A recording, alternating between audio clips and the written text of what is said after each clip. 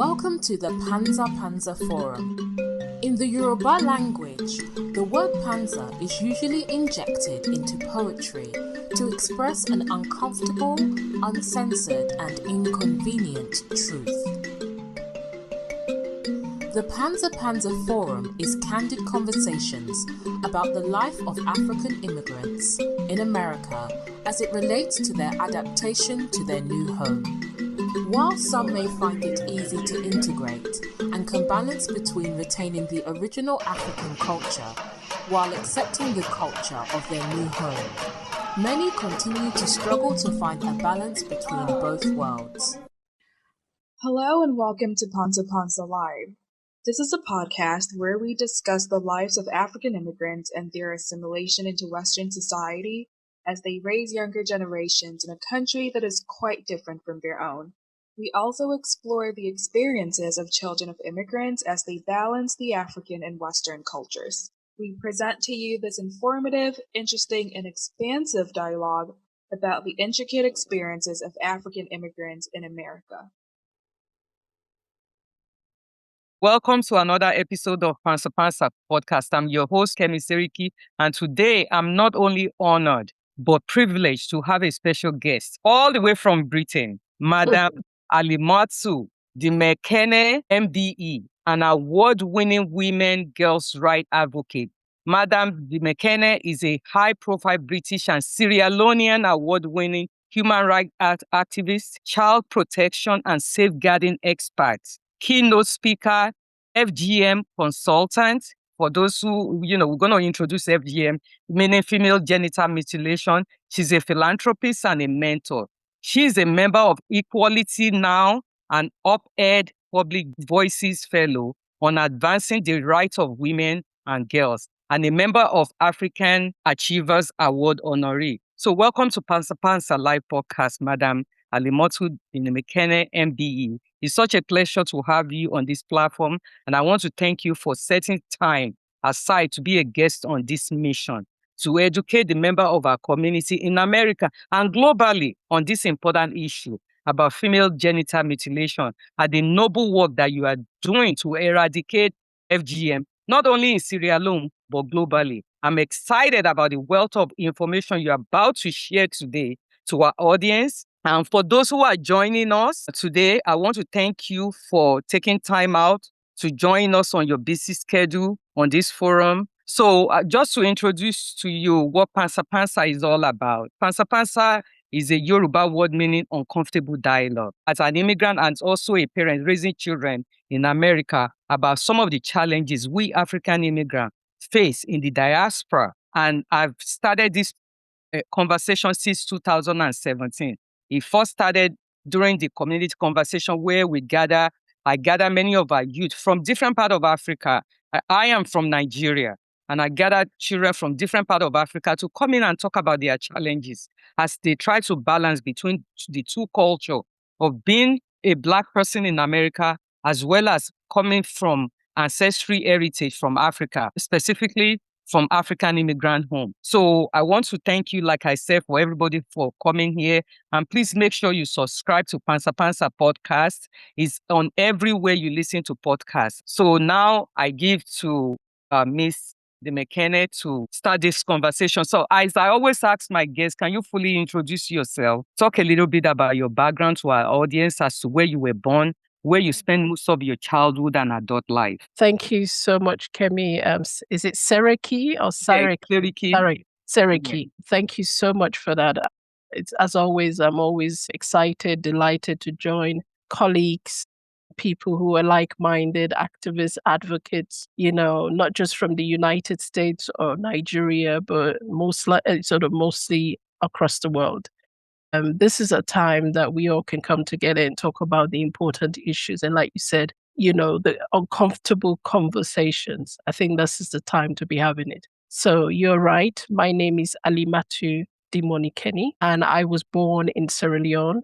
And I spent a lot of my childhood in Liberia, Ivory Coast, where my parents worked. And even though from Sierra Leone, I grew up in Liberia, spent a lot of time in Liberia, and then we moved on to Sierra Leone when I was about 10 or 11, went to school in Sierra Leone, basically grew up also in Sierra Leone. So both cultures emerged into my sort of mental state and my attitude towards life.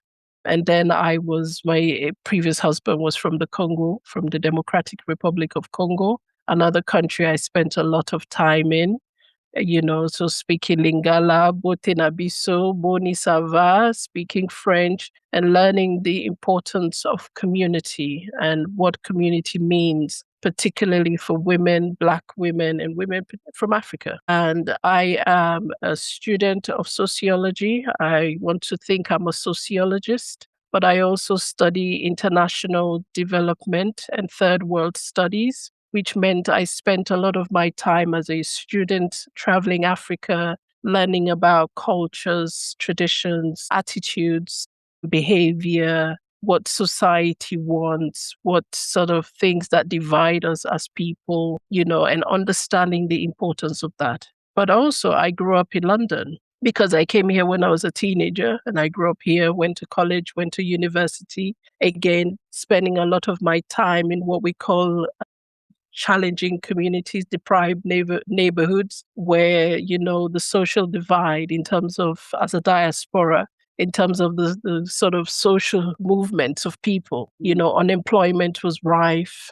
A lot of people were on social benefit or social housing. But I find myself, again, coming from Sierra Leone, and I think Miss Lola said that at the last conversation we had, many of us who are diaspora coming to Europe or America, we have already made life. We had a great life. I grew up in what I would like to describe as a very privileged family. My father was not wealthy, but he had a lot of money, which meant we lived a comfortable life. Sadly, I had already left Sierra Leone when the war started in Liberia and in Sierra Leone. So never had that opportunity like most people, or the experience like most people growing up in war and famine and disasters. But I was very close, not only as a sociologist, but as an international development student. I was most, privileged to go into countries where there was war. As a UN volunteer, I spent a lot of time, in countries that were having problems like Bosnia, Sarajevo, Kosovo.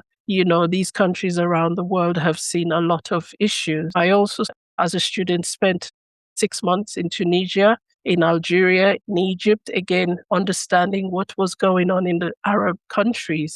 I was privileged to work at the time of their uprising as a sort of, not a reporter as such, but spending a lot of time online looking at the cultural challenges that most people face, Arab women against Western women, and all those fleeing. At the time it was Omar Gaddafi, the power of women in those days in countries like Sudan, and what they sort of did to make themselves stand out. So I then began this journey of becoming an advocate and an actual activist, because I have spent so many years, even though I was a young person still, I'd spent a lot of time around how do we advocate for people's rights, human rights in particular. Even though I was challenged by my personal experience of undergoing female genital mutilation, as what I would like to call it, it was inevitable that I would be the voice of people, because I've understood the challenges that people are facing and how hard it can be, particularly for women. And with the gender disparities, the gender inequality, social injustices that was happening, I had to be that voice that could speak out. Because, and also I have spent that much time seeing the difference I can make. I have the benefit of a diaspora. I have the gains of a diaspora. I have the access as a diaspora, because my role in the UK, for example, as that advocate, I had connections with members of parliament, for example, politicians, policymakers, government institutions, where I could exert my voice, where I could demand for something to be done, not just campaigning and being an activist sort of on the peripheral, but really going into what needs to be changed. And I have been very lucky in terms of the role I have played. It's just because, again, as a diaspora finding myself in the UK, As much as Sierra Leone was my country, I had to make that decision to also blend with the society I'm in, be that kind of active citizen. So I took part in a lot of my local community initiatives, being a governor as a mother myself and a parent to 3 children who are now adults. I had to play a part in order to make my children feel settled, integrated, because they were born here. So I became a sort of a governor in schools because I'm not a teacher, but in order to support my children's educational needs, I became a governor for the local council where I live. And this essentially gave me access to teaching young people, not just in primary, secondary, but at university level about the awareness of the contributions that Africans are making in the UK, for example. Not all of us are drug dealers, sex workers. A lot of us are highly educated. We have contributed a lot. In my case, I would like to think I have formed the fabric that makes what the United Kingdom is in terms of the Sierra Leonean contribution into not just social, but political, everything, which is why 30 years in the making it has taken me when I got the call from the Prime Minister's office to say, we really recognize your effort. You're not just that. Sometimes I don't like to sort of put myself at the front. I always like to work behind the scenes, but it had to be seen because you can't keep hiding the sort of intricacy in the work you put into making Africans be respected a bit more in the UK, So my contributions, again, in terms of UK life, was making sure that people understand asylum seekers, migrants, immigrants. It doesn't mean because somebody's coming to the United Kingdom, they cannot speak English. Therefore, they cannot make a contribution to the society. In fact, we know from the facts that we have seen through our work that most times immigrants do more than the local citizens in terms of making contributions to changes in the society at large. So I had to show the United Kingdom, the governments and everybody alike that we bring value to the country that we've made our home, and challenging racism, challenging, all sorts of inequality in order for people to understand that we just didn't leave Africa and make the UK our country, but we've also brought a wealth with us, and they have to acknowledge and recognize that part of us, which is why I also, in that sort of notion, is why I also challenge my community as a diaspora. We have come from so many challenges, and why we must not impose those cultural beliefs that will keep us back. We've come a long way. We don't want to go back. We've made so much progress. I can't say single-handedly certain things I've done I did it by myself.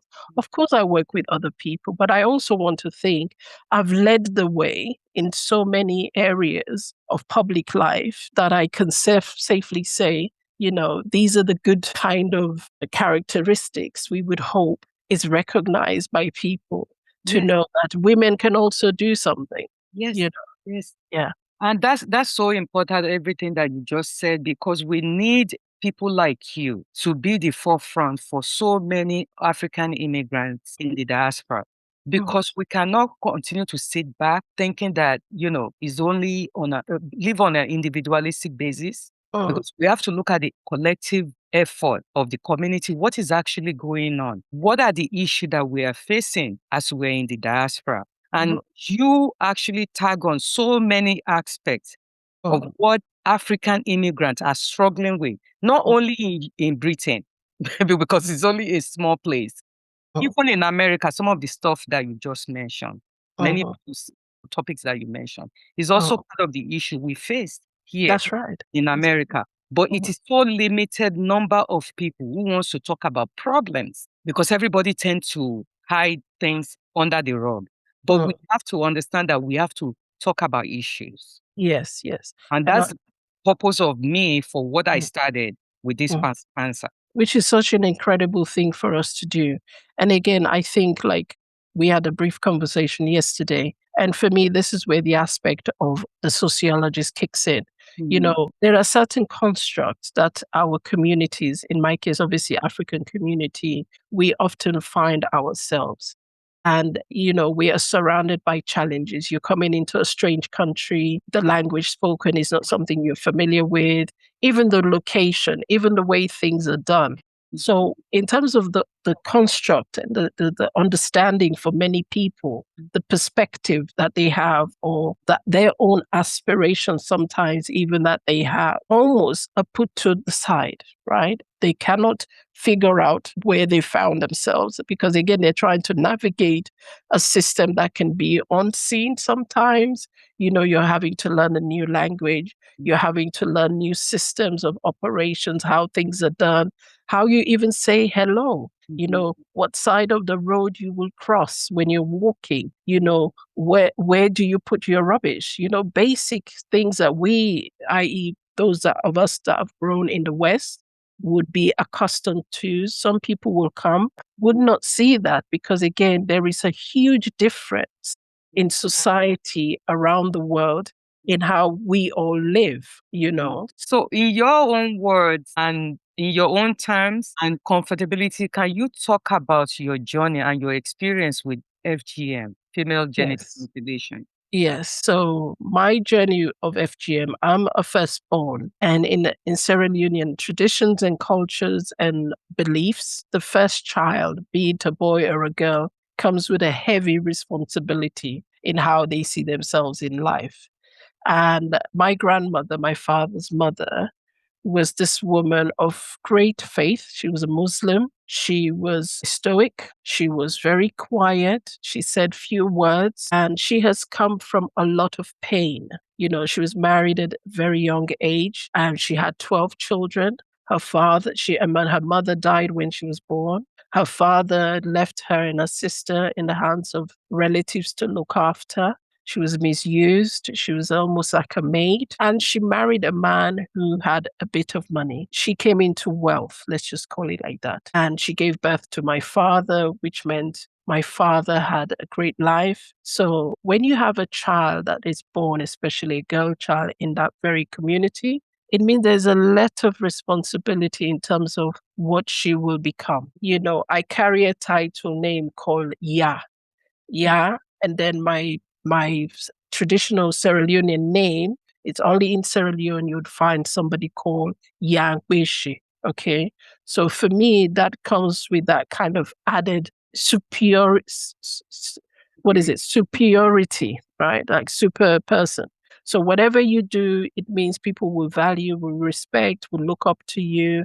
From a very young age, from say 4, I knew from what my grandma would tell me that I was going to be somebody. I was going to do something. I was going to be a society woman. I was going to join, the society that she was a member of. Because she, even though uneducated and illiterate woman, she had set up many women's groups in the area where she's from in northern Sierra Leone. She taught herself to read the Quran. She traveled to Saudi Arabia on multiple times, and she was encouraging other women like her who were in the northern part of Sierra Leone in a district called Tonkolili to be inspiring without the help of their husband. Yes, her husband was quite a man with money, but she made her own money, making clothes, selling different things. It depends on what was in season she'll be doing, making clothes. So when I was born, I was that child that my grandmother felt would bring a light to the world, would be the best. And so she had expectations of me. But when my parents left Sierra Leone and went to Liberia, and obviously Liberia was an English-speaking country, Americanized, very Americanized. And when we will come back home to Sierra Leone, she would say in her local dialect, Timini, these children are so white, they're not even speaking. What we did, we spoke Timini, which was our language. And people were surprised. To this day, I still speak Timini because that was the language my parents spoke to us, because they said, you're going to learn English anyway. Don't speak Creole. but speak your dialect because you are Timni. So we learned to speak Timni, and we were proud to be Sierra Leoneans already in Sierra Leone. In Liberia, everybody that knew my family knew how proud we were. But because she was not a woman that sort of engaged when she travels to see us, she doesn't talk with the locals, she doesn't know what we're doing. And in Sierra Leonean traditions, when you have an older person living with you, most times we spend in the room. Only when we come from school, if my parents are at home, we will talk with my parents in the Liberian broken English. But if our grandma is around, we can't say anything because even she didn't know my dad was smoking, drinking, because he hide when she's around. My mom and dad drank and smoked, but whenever she was around, it was like very dead silent. The culture is The culture changes. Even the children, we adapted to whenever our grandma or granddad were around, we behave in a certain way. The minute they leave, we're like out again. So she never saw that we spoke Timni. She never saw that we did things of the Sierra Leonean kind of children. So when she discovered that I was leaving Sierra Leone at 16 to come to the UK, I did my exams, and my parents already was always telling me the minute you finish school, you're going to the UK. I loved the UK. I was fond of the UK because my dad studied here. He lived here for a while. He's the quintessential Englishman anyway. So it was a given that I was going to leave Sierra Leone. And my grandma used to say in her local dialect, if I say it in Timni, meaning these children are coming to leave us behind. Right? We are no longer part of her in a way, in terms of our identity, particularly myself and my sisters. She said, oh, we never spoke the language. So what she did, unbeknownst to my parents, she had hired a local woman in the neighborhood where we lived to subject myself and my sisters to FGM because she knew my parents opposed it anyway. My father hated it, my mother hated it. And she tried. My mother, at some time after I kept sort of talking publicly about my experience, she goes, you know why I put you in boarding school? And I said, no, because even in Sierra Leone, I used to ask myself, my grandparents are in the same town where my mother has placed us in boarding school. Myself, my brother, and my sister, we were in boarding school. And each time when the school breaks, my mom would rush to Sierra Leone, pick us up, and we never used to go see my grandparents. We would rush and go to her parents, and within a day or so, and then we leave and go to Liberia. And so my mom said the reason why she was doing that, because she was trying to protect myself and my sister from being subjected to either FGM or forced marriage, because regardless the fact that my father's family were quite notable in the community, upstanding, have a lot of money. My grandma felt that we were a risk to, my mother felt that we were a risk to being subjected to FGM. So, but at age 16, I'd done my O-levels. Again, my grandma, I didn't realize that this was a conversation that had been going on from the time I was born with my mother. When are we going to take this child? When is she going to join the bondo? When is she going? But my mom would always, because you cannot argue with my grandma. My mom will give her excuses. Oh, mama, maybe when we come back next year, I'll bring them next year. But next year, when the next year comes, we're not coming.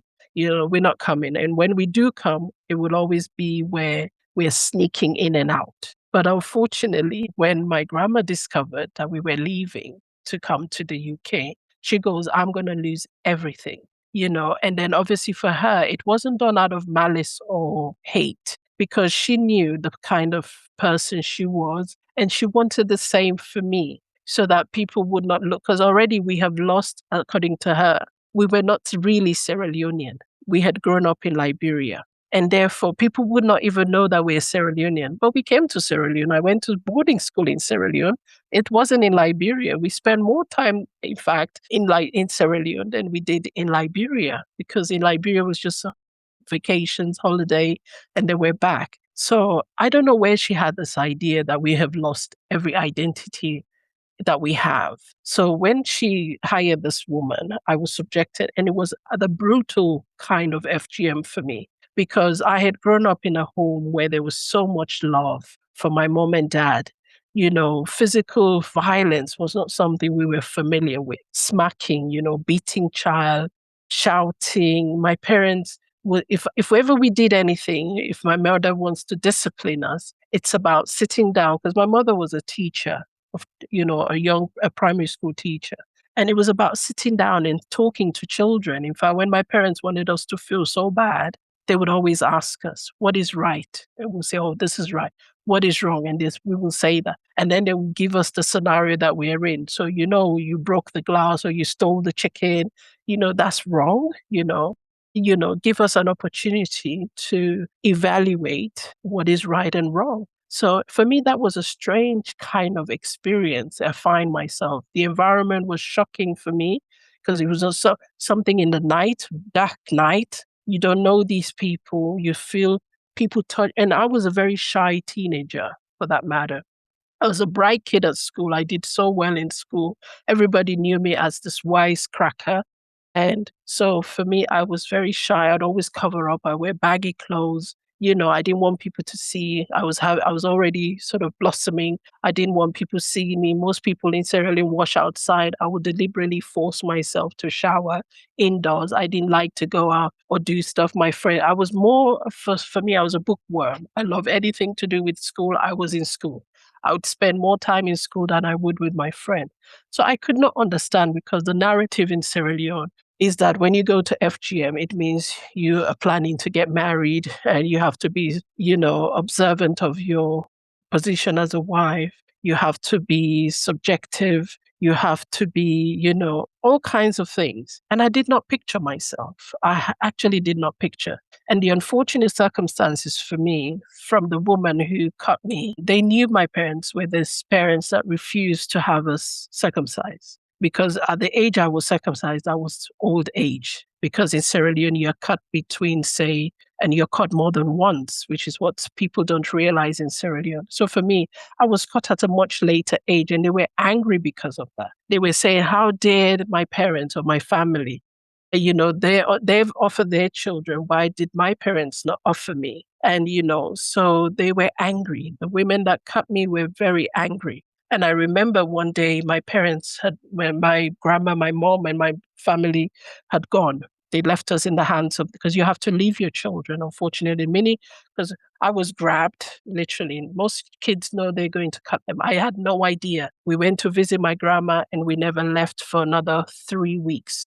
We were held in this place called the bush. Not a bush, but it's in a room in a house. And often my grandma will cook and bring food for us, but that day she didn't come. And my mom will come and visit us to see how we were.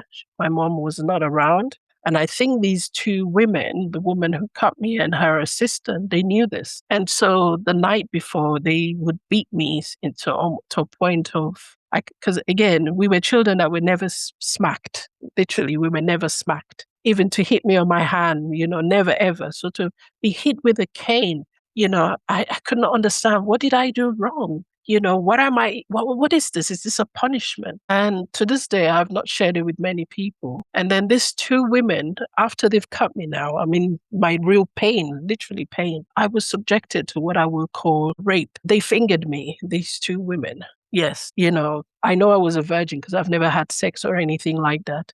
But we had already had conversations with my mom, myself, my mom, my sisters. We knew everything there was to talk about: sex, about period. My mom kept nothing away from us. Everything you can imagine a parent will tell their child.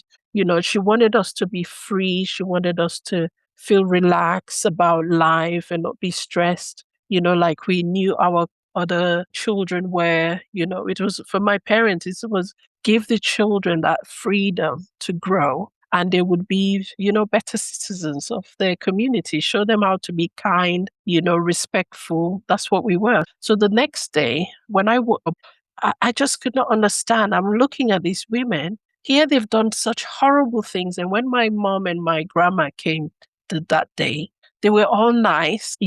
Thank you, Ma, you brought food for us. They brought clothing. Even the clothing they brought for us to change clothing. They kept everything because they kept saying to themselves, oh, you see these children, they're rich, they're the rich men children. Let's keep the stuff. So we weren't given food. We weren't given the stuff my parents were bringing. My dad was not around. He had traveled. And when he came back, he was so mad with his mother to say, why would you do this to my children? And my dad loved his mom. he could not express his anger, but he was really, really upset that because I would like to think I'm my dad's favorite child. My dad for days could not look at me in my eyes. He just kept saying, "Mommy, I'm so sorry." Because my dad calls me mommy. "Mommy, I'm so sorry. I never knew this was going to happen. I've always told your mom and I." So I knew my parents had no say in it. But fast forward, I was 21, pregnant, about to give birth to my child. And in the UK, obviously, again, I'd come to the UK, going to college. I thought everybody was like me. It was not a problem. I knew this was an experience most Sierra Leonean girls have. So when I came to the UK, it wasn't a big thing. And I never spoke about it. I never asked about it. I never said anything about it.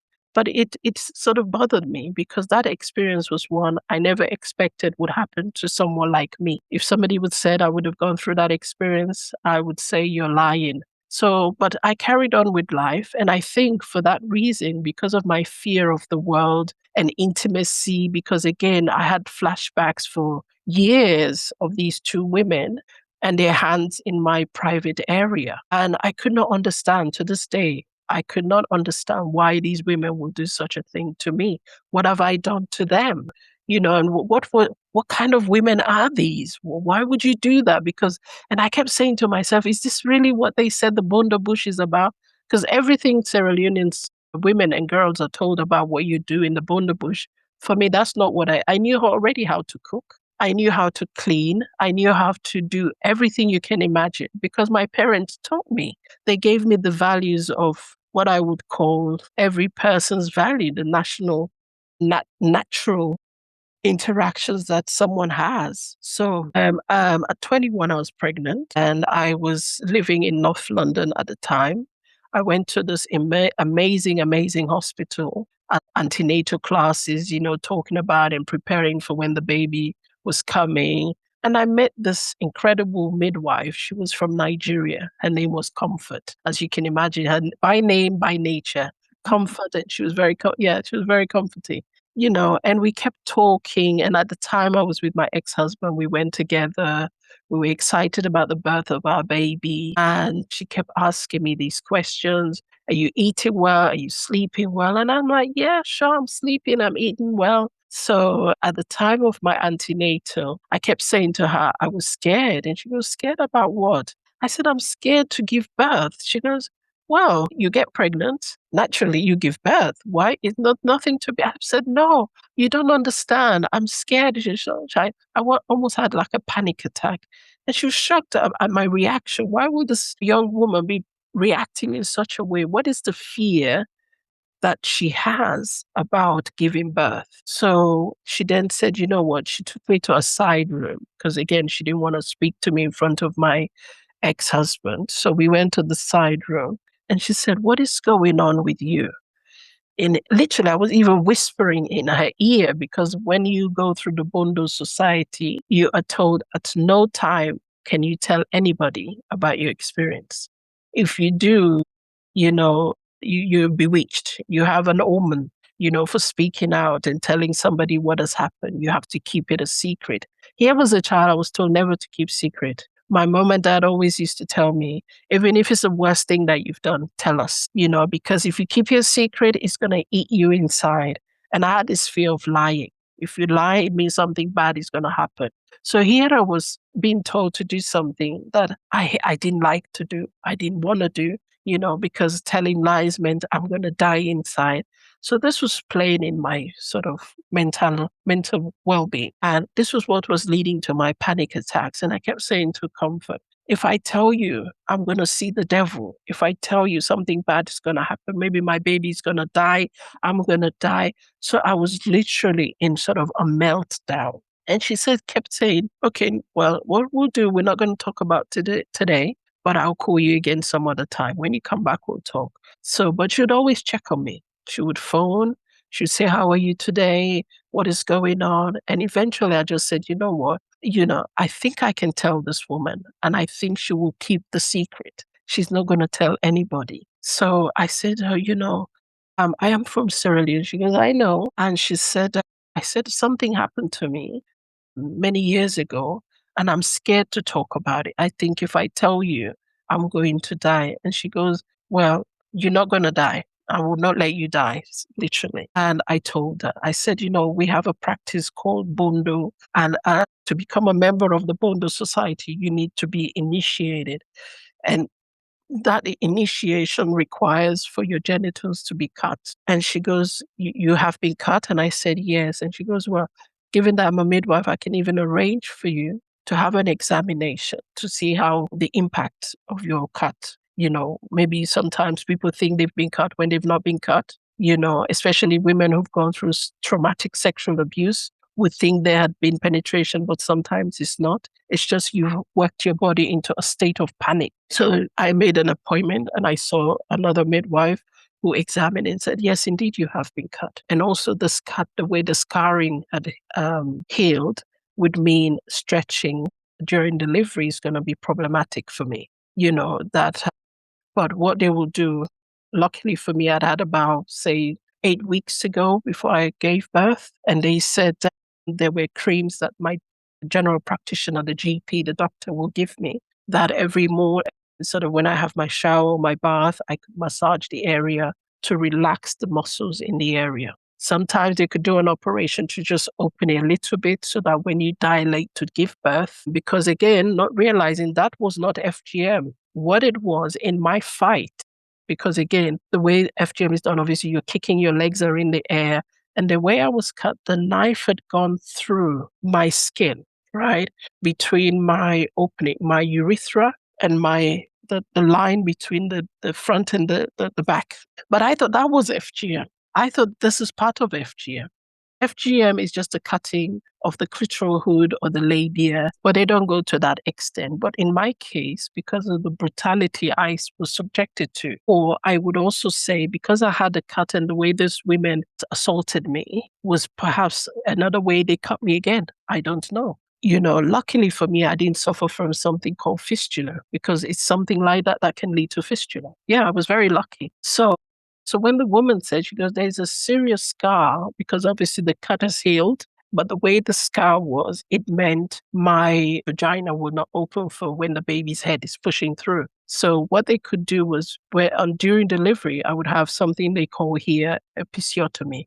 They would cut up and down so that the baby's head can come out. But in my case, my episiotomy was also a good thing, because it meant the scar the tension will be released from the scar. So in a way, for some people, they're fearful of episiotomy. But for me, my episiotomy actually relieved a pain I had for many, many years. So that's my journey of FGM. But so what I did was then after that, I struggled. Motherhood was not an easy experience, but I kept thinking about someone who would be in my position. Another woman could be in such pain as I was. So in the UK, there are magazines you could write to. Again, because I was so scared, I thought, I cannot keep the secret. This is eating me inside. And even when I would spend time, because again, I used to travel a lot back home, to see my parents, and then I'll come. When I'm there to see I'm tempted. I want to tell them, but I'm still scared, But so I got in contact with article magazines, I was a writer, an anonymous writer. And what I used to do was just talking about, like, to the agony aunts, talking about an experience of being subjected to rape or sexual assault and FGM, educating women through these little paragraphs of, say, 400 words to 80 words, sending it to school bulletin boards. And I would send it to publishers and say, can you publish this article about a young girl's experience? Because I just felt that's the only way I could release the secret. Obviously, I'm not telling somebody and they don't know it's me, but I'm trying to help somebody that is in my situation, that there is people like Comfort and nurses who are ready to help. So fast forward. So I kept the secret, of course, and it's ate me inside. Just as my parents say, keeping secrets will eat you inside. And I was troubled by it because it began to affect my marriage. It began to affect my trust in everything. In everything I do, I just did not trust nobody, anything, because I was fearful of people. I thought everybody was out to get me. I felt people always want to abuse me. and it's all sorts of things. Until I met this incredible woman. She was a public health specialist. And we were just talking, just from our friendship and knowing each other. And she says, what do you do for a living? And I said, I work for the local government. And she goes, do you meet with people? And I goes, every day. I work in the community. I serve a community, a very large community. And she goes, I really would like to talk to you about something. And she opened up. She was from Ghana, a much older woman. And she had been advocating at the time. And she was director of the Equality Now, a human rights organization. And she said, I have met so many Sierra Leoneans, but I wanted to be sure that you were a Sierra Leonean and where you were in the community. So obviously I told her what part I play in my community. And he said, we need girls like you, young mothers who have a passion and an understanding of your community to actually be the voice within your community. And she goes, I campaign on an issue called FGM. Have you heard of it? And I sort of paused again. This is first time, second time somebody's asked me. But in this context, somebody wanting to know exactly. With comfort, it was about my health and the complication. But here was somebody trying to challenge me on what I know, and in the very thing I was told not to speak about. And so she began to talk just casually. And I says, have you been to the Bondo? She goes, no, but this is information that's out there. And I says, it's a secret. How do you know? She goes, it's not a secret. Everybody knows what's going on in the Bondo bush. And I said, really? She goes, yeah. I mean, she literally explained in a way that was my experience, except for the sexual assault. And I said, so people know about Bondo? She goes, everybody knows about. She goes, everybody knows about Bondo. And I go, so I'm not the, I thought I was doing the right thing, keeping a secret. And I said, oh my God, then that means I'm not going to keep a secret. And I says, I have been through it. And I explained everything to her. And she even teased me. She goes, look around. Do you see the devil? And I goes, no. She goes, there's no devil. They do that because they want to silence you from speaking out. And obviously they do know that they have hurt you. And that's another way to control you. So you think that they will come to harm you. And she goes, I guarantee you, except if they have a plane and they're going to fly right now into the UK. She goes, nobody's going to come and get you. And I said, oh, wow. And I says, okay. And she goes, now, what, are you ready to do the work? And I said, of course I'm ready to do the work. So she was a Pan-Africanist, all, driven by the love of Africa, which I had. And she was almost who I am now. She was the epitome of the woman I wanted to be, doing so much for community and leading that conversation about African excellence and what is great about us being Africans in the UK. And she said, but this is something we have got to stop because it's holding women like you back. It's held women like you back. And if you don't speak because you are in authority, because you've been through it, I've not been through it. And she goes, you have the power. I don't have the power because it's not my lived experience. And she said, there are many women like you. Do you know it was estimated at that time that a girl is cut every 7 seconds somewhere in the world? And she said to me, and she literally educated me about the countries that practice. Because again, for me, I thought it was just a Sierra Leonean thing. And she goes, no. And I obviously, time now, I've got friends from Somalia. I went to school with several women from Somalia, Senegal, Mali, and even Ethiopia, Tunisia that I'd been, even though it's not known as a country to practice. All of these countries that God was taking me to in my line of, even in Bosnia. In Bosnia, the Muslim Serbs and Croatians all practice type 1 FGM. She goes, there are more countries. Everybody talks about FGM as an African practice, but actually, you'd be surprised, even in the UK, FGM was practiced here in the 1800s. And she made an arrangement to take me to the museum. We went to several museums to see the depiction and representation of FGM, from the National Health Service to the instruments that were used by the Victorian women.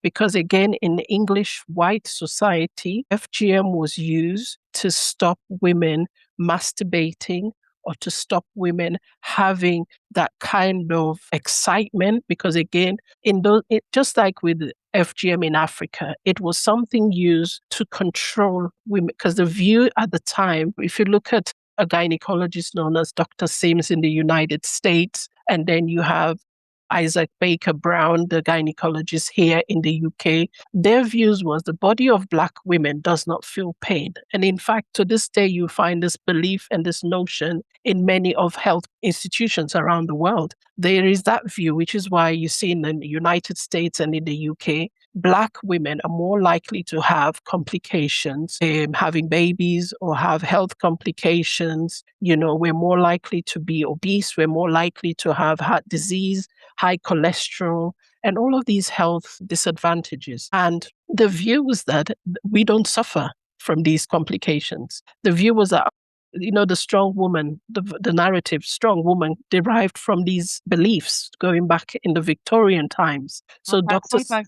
Sorry to interrupt. Sometimes we tend to claim it ourselves.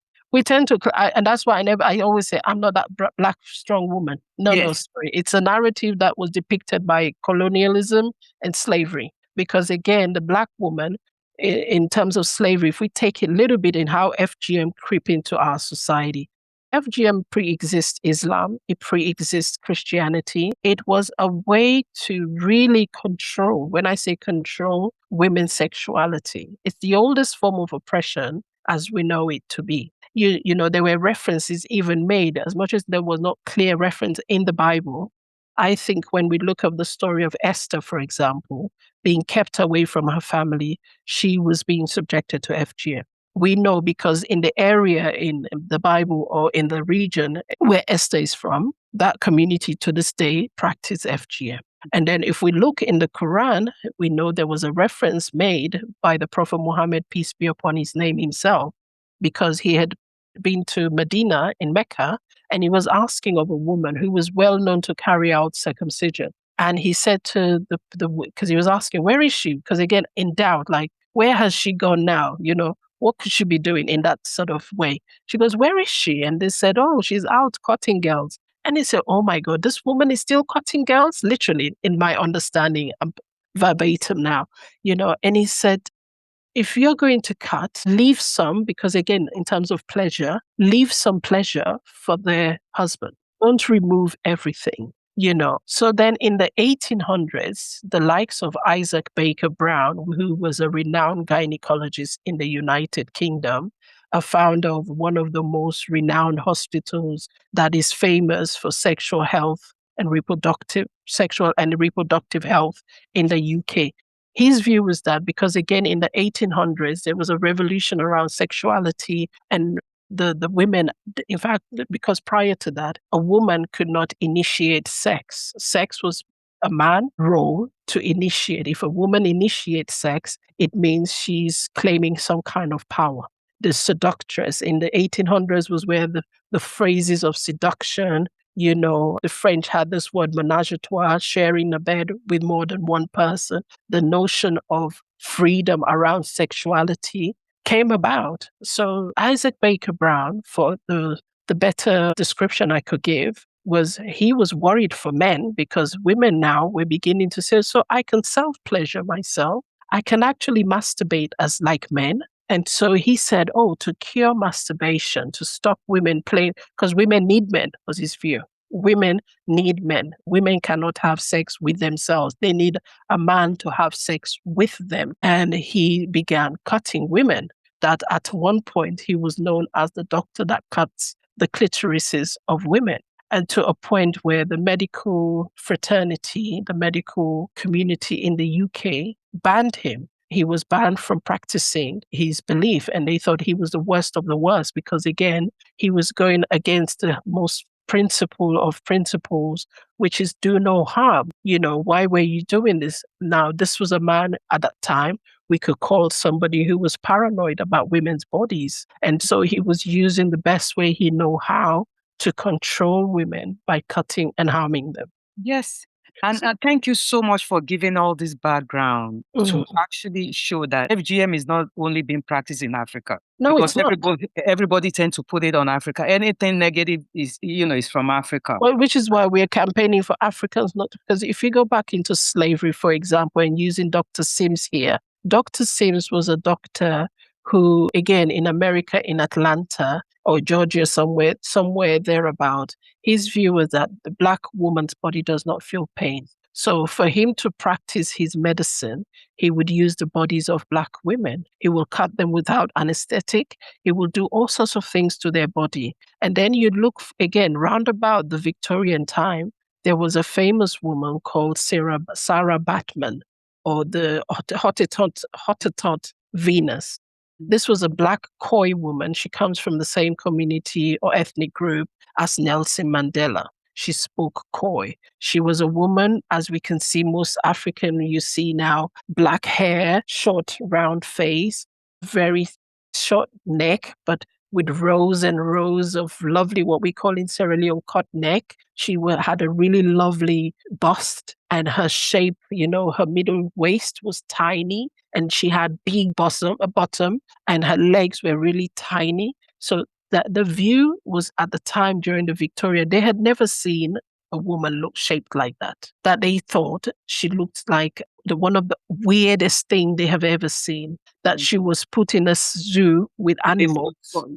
Yes, for people to come and watch what kind of berserk human being is that they will poke her. Now, believe this, after she died, obviously, she died. She was she was what I would call affected with sexual transmitted diseases. I mean, she died a very painful death. But after her death, the Victorians, to emulate... They took her vagina. Not just her vagina. They began to wear clothing that shaped their bodies.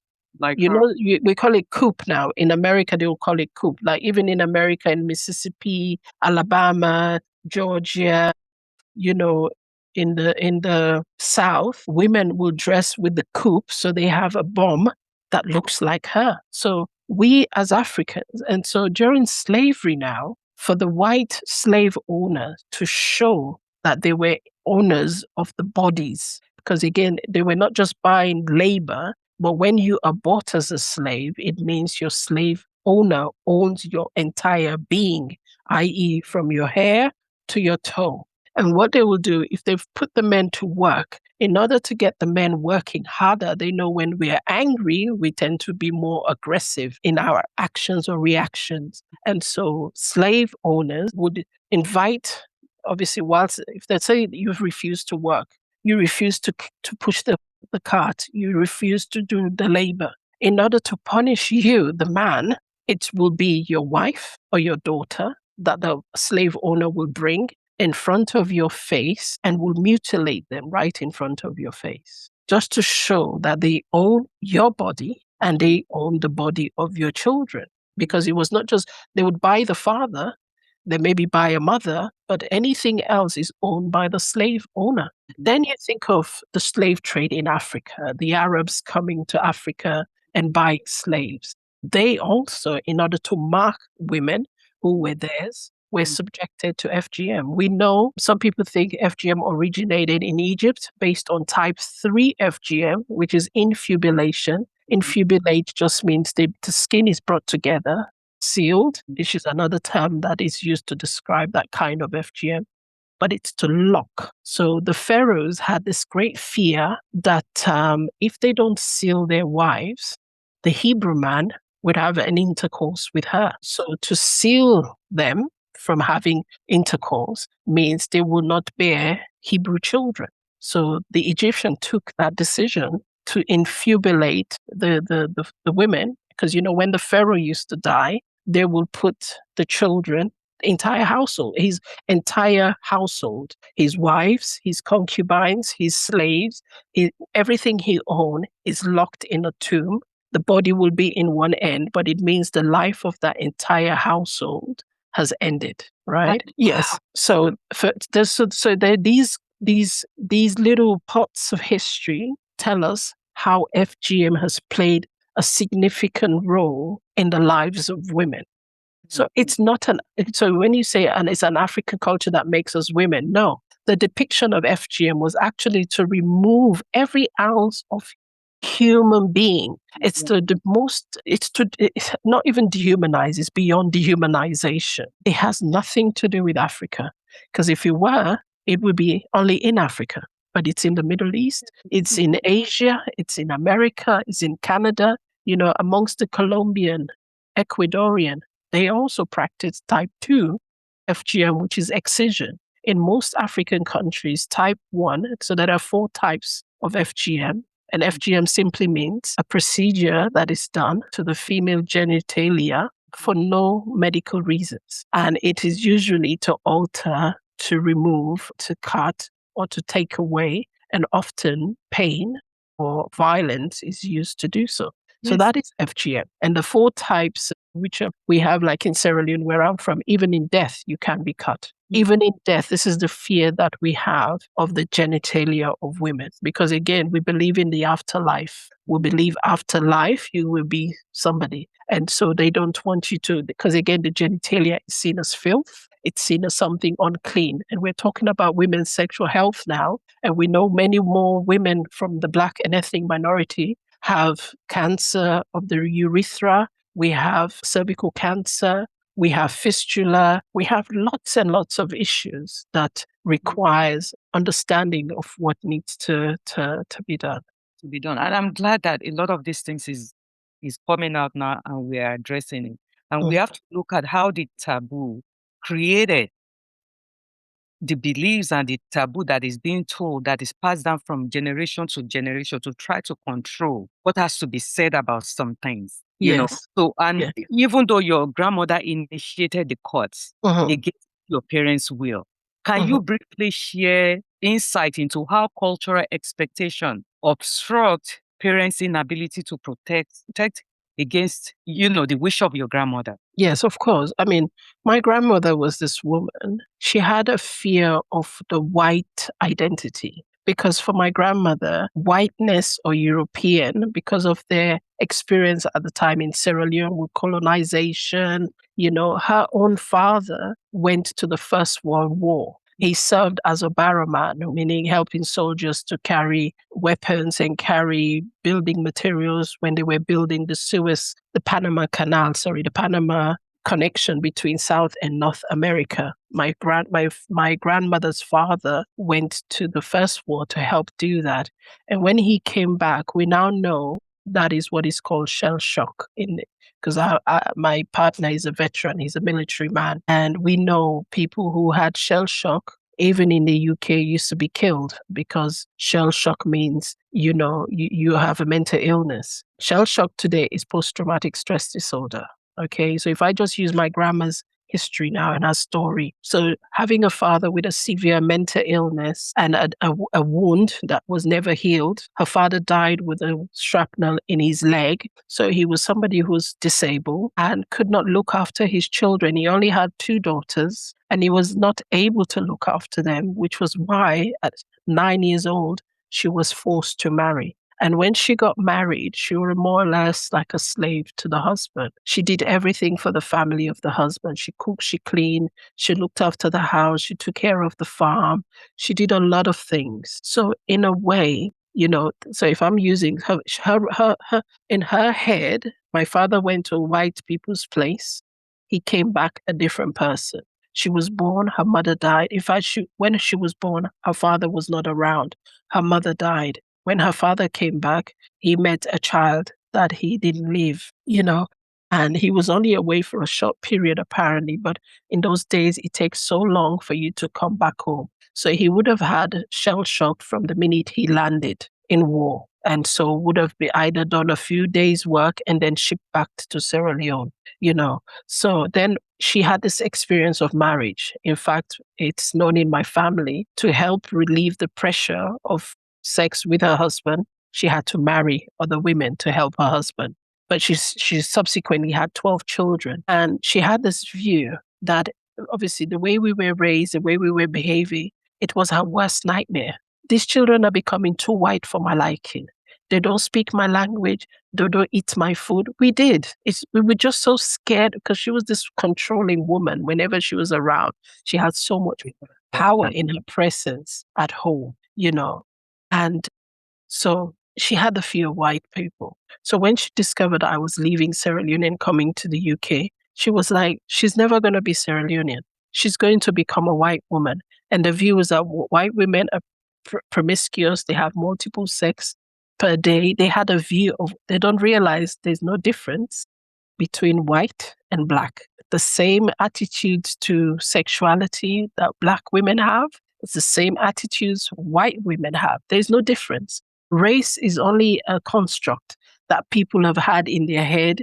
And when we think of racism, that's the same narrative that has permeated the mindset of white people in terms of why they don't like Black people. So race is a construct. It's not an actual thing. It's just people disguise their hate of one another and use color or race as that kind of weapon, but it's not. So she had this view, and obviously she wanted to make sure that we sort of by force retain our African identity. And if you look at FGM in other cultures and communities, for example, in the east part of Africa or in the Horn of Africa, they do type 3 FGM. And again, just as the Egyptians, they don't want the child, and it's the only way we can prove she hasn't had sex before marriage. So we're taking that action by sealing her, by doing the pharaonic type on her. We are taking that decision.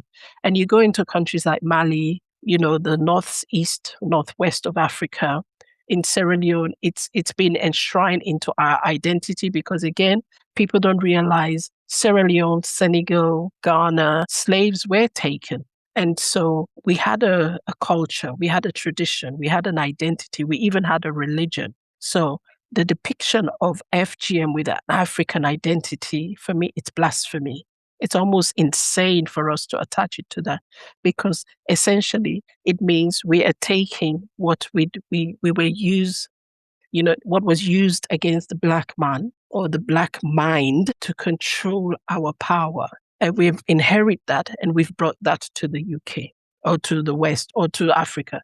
It is not our identity. And, so in terms of society and communities and how we can change that, many times things that you'd find diasporas in particular, migrants in particular, even some immigrants that leave their country and say, I'm moving overseas and I want to live there. They also have this idea, because you've lost all your identity. This one thing, just like my grandma, the one thing that would make her Sierra Leonean is for me to give her this gift, because that's how my FGM was a gift to me. Because she says, you've lost everything. So I'm giving you a gift so that whenever you want to come back to Sierra Leone and eat with your aunts or go to the local market or even buy a plot of land or even make arrangements for marriage, which is why I never married a Sierra Leonean. Because again, I was challenging that idea, because I've been through it, because they think everything about me has to be Sierra Leonean. No, I'm a citizen of the world. I'm not Sierra Leonean as, by demarcation and region and where I was born, the soil that carried me, yes, it's Sierra Leonean. But as an African, I'm a citizen of the entire continent of Africa, because Africa is in me, not the other way round, And so for me, this is why I spent a lot of time talking with community around their understanding of what these social norms are. And why are we holding on to them? Because again, I give them the examples of today's society, how far we have come as a people in terms of our struggles and in terms of what we have made for ourselves, that really FGM has no place in our society, because as Africans, we have fought the worst of wars. We have challenged the hardest of stereotypes. We have stood up to oppression in the way that we have. Because if you look at, so if I use Congo, for example, even Nigeria, the Moba police, for them to be using cane. I went to Lagos. I was shocked that the police had this huge stick that they would use to beat people on the street. And, my friend, myself, at the time we were quite young, we were scared. We didn't want to ask. But she said, I'm going to ask these officers, where did you get this stick and the idea of flogging? Again, flogging is not an African concept. The shikot, or the what they call it in Congo, in the French, they call it shikot. Because again, the white police, because in Africa, initially, it was white police. Nigeria, even in Sierra Leone, for many, many years, we had white police commissioners. It was only just in the 1980s or so, or 70s, they had a white Sierra Leonean commissioner. But the colonizers taught us how to flog. We never used to flog. So again, if you look at certain cultures we have taken, for me, it's saying to Africans and those in the diaspora, a lot of the things we're holding on to as dear to us as our tradition, honestly, it's not our tradition. And if I could comment, and that's why there's a need for many Africans in academia who are history professors, who have studied Africa before colonization. That's why the re-education has to, take place. And I put that responsibility on Africans in academia who are, who study history to, actually educate the masses, the continent about what was African culture before colonization, before their contact with the Europeans, before their contact with the Arabs. Yes. What was the culture? Well, again, because there was a lot of oppression around what we call academia, there was a distrust, a disbelief. I mean, Miss Lola will tell you because she's worked in a university setting. I've lectured at university and I learned a lot at the London School of Tropical Hygiene and Tropical Medicine. And there, because I spend a lot of time with students who are learning, diploma students who are learning about public health and will be dispersed to what we call low to medium income countries, LIMIC or LIMPIC countries. And from there, these are kids that have probably grown up here and have never had the taste of what I call the developing of not just in Africa, Asia, Middle East, Far East, everywhere they're going to go. And I say to them, listen, poverty is not an African concept. It's what the Europeans, the Americans, the West has sort of superimposed in the mindset of their people to make us subhuman. If anybody who's done history, in my case, I had to do it as part of my study in international third world studies, there was a Bretton Woods when Africa was divided amongst the West. When they say UK, you take West Africa. Germany, you take Tanganyika, Tanzania, that was Germany. Italians, you take Somalia, Ethiopia, Eritrea. North of Africa was given to France. Central Africa was given to Belgium. They divided the continent as if the continent was a piece of cake. And then in that division, to this day, we are impacted by the narrative and the understanding when it comes to in academia. Now, I am safe to say this because it's something I've studied for years. Now, when it was if you look at it let's say from the 1920s onwards, Black history was more or less watered down to suit the Western concept or ideology. It never was. Africans in those times did not write for Africans. They wrote to please the white man. And everything they wrote was to romanticize. There you go. The person I was referring to was Alice Walker. Alice Walker wrote a brilliant book. If you ever want to read anything feminist and the struggles of Black women, read Alice Walker. So when Black people and Africans in particular, I can't speak for African Americans because again, it's a different history we have, different dynamics. Everything they know is very different. So when it comes to the understanding in terms of academia and the talk of African liberation and that talk of African studies, the way it was written in the West, that is, was to appease the Western understanding or their view of Africa. Now, if you go to Africa now, which is why a lot of us Africans in the diaspora really don't get I mean, I was shocked one time when somebody was telling me Nefertiti. I'm like, stop, please. I am not Nefertiti. That is not my African identity. Just leave it there because it has nothing to do with me. I'm happy you sort of want to hold on to this, but this is not the kind of Africa IBO. I am Pan-Africanist. It's about the real, genuine Africanness and the struggle of Africa and our identity and our freedom to believe in ourselves, to think of ourselves as value, to think of ourselves as people that actually have a place in our society. That is what my Pan-Africanist is all about. And so in Africa, if you take someone like Chinua Achebe, Wole Soyinka, the Igbo woman, I forgot her name, she'll kill me now. Chidamanda. Then you talk about Ngugi, if you read their books, it talks of great African excellence, Africa's academia in terms of the highest level attained in education is what you would find in their books, which is why I would rather read books from that kind of I have a book here. I was going to show you. I have Miss Lola's book but my bookshelf is in the other room. But it's about the history of Africa from a different narrative. This is showing feminism in a way we have never heard about it before, going way back in our history, the liberation, the part that women played. Someone like, for example, Femi Kuti's mother, people don't realize that she was a feminist, a woman, an African leader and a philosopher, somebody that did so much for the society. And to this day, her legacy is running through all of us. We don't talk about her, but you'd hear stories of someone like Barbara Catlin. I'm asking myself, who is this woman?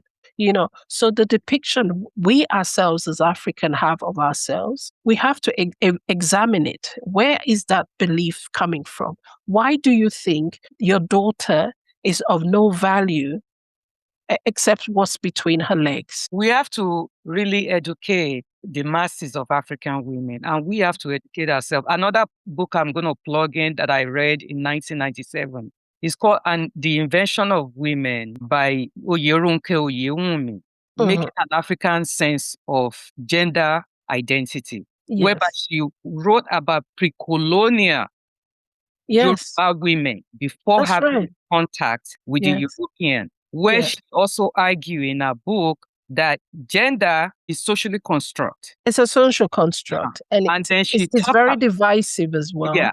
And she talked about among the Yoruba, which I know maybe in Sierra Leone too, whereby women and men could bear the same name. If anybody wants, I could also talk about so many other books that I've read in aspect of African women's role in the society before invasion of, European or the Arabs. And we as Africans, I know you mentioned many of all these writers, but it is limited.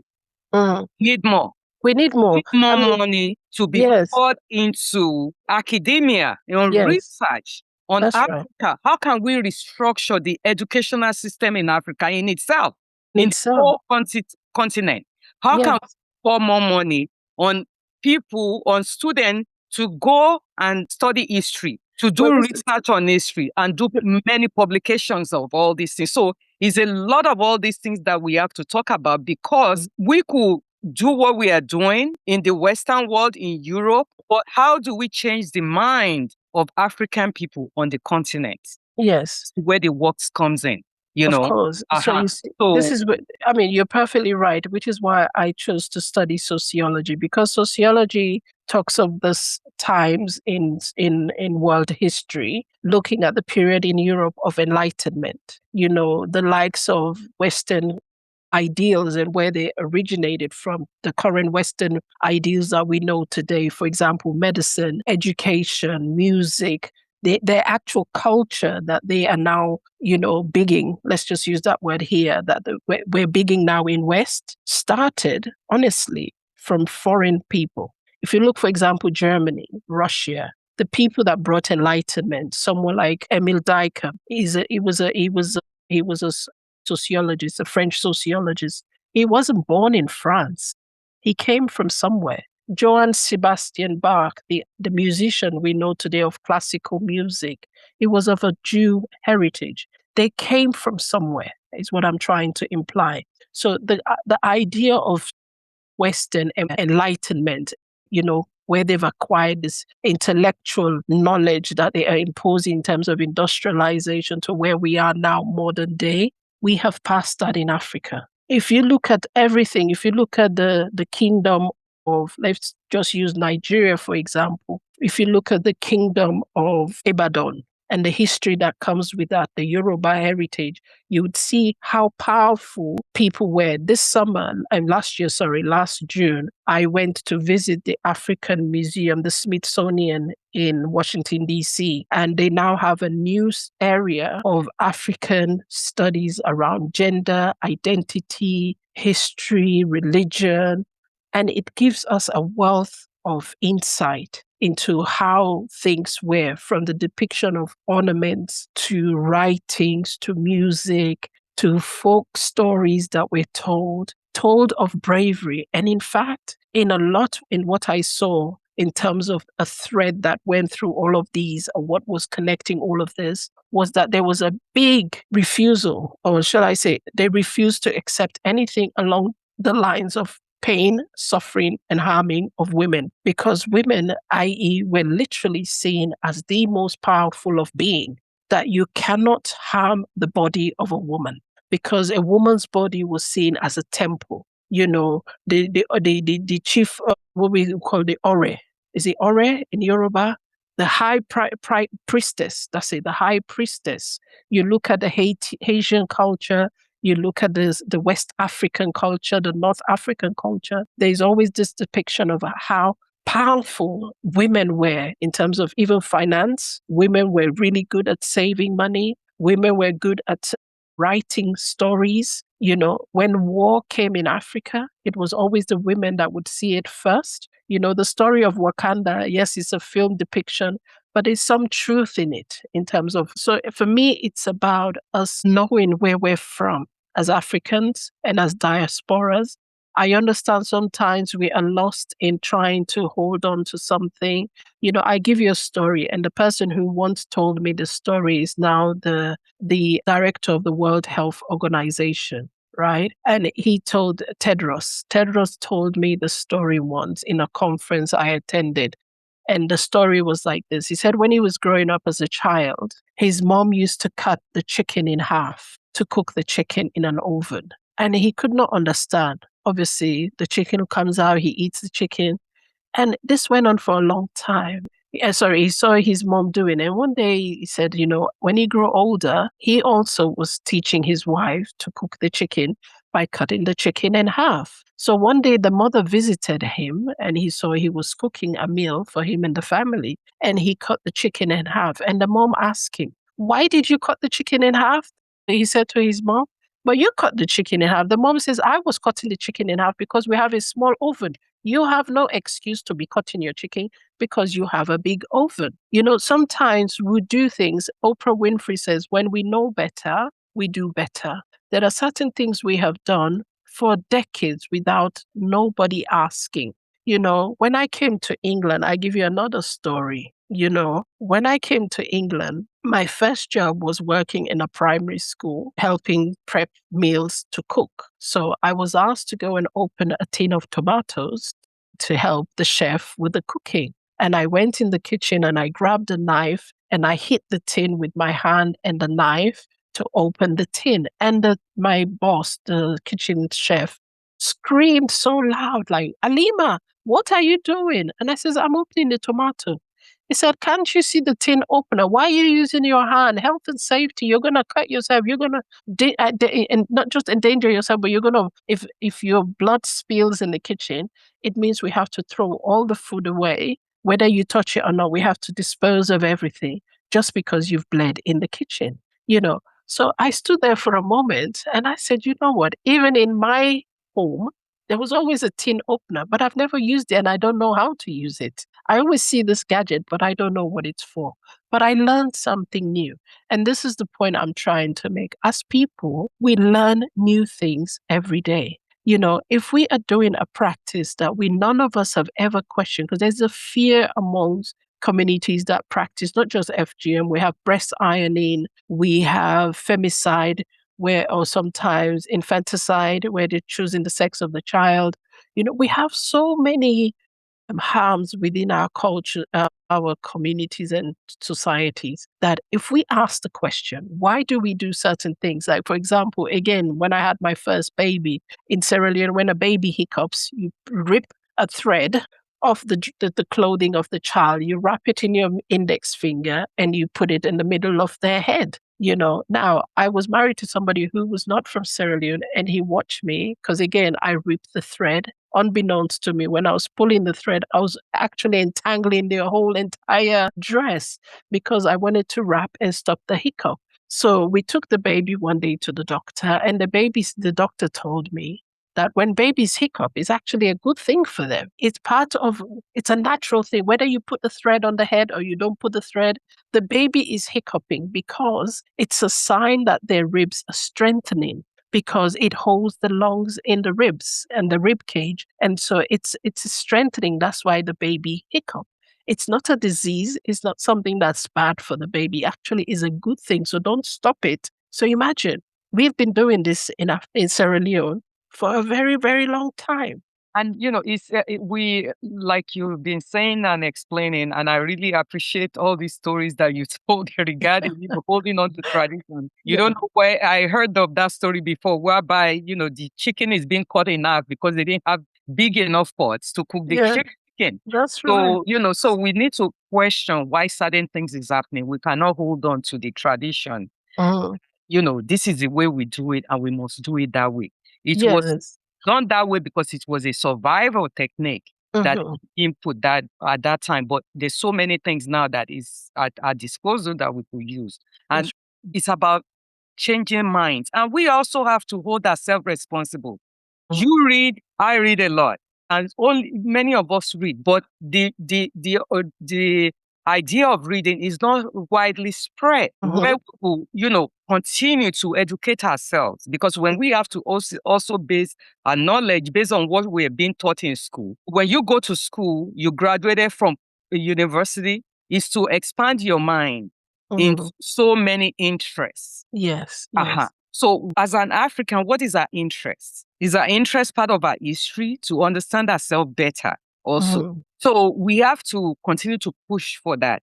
And there has to be money to support the research on African history before our contact with the colonial system. Because without that, it will continue to rewrite of what has been put out there since our contact with the colonial system, or the religion, Christianity and Islam, and any other religion that is out there. So it's all about those education that I think is important.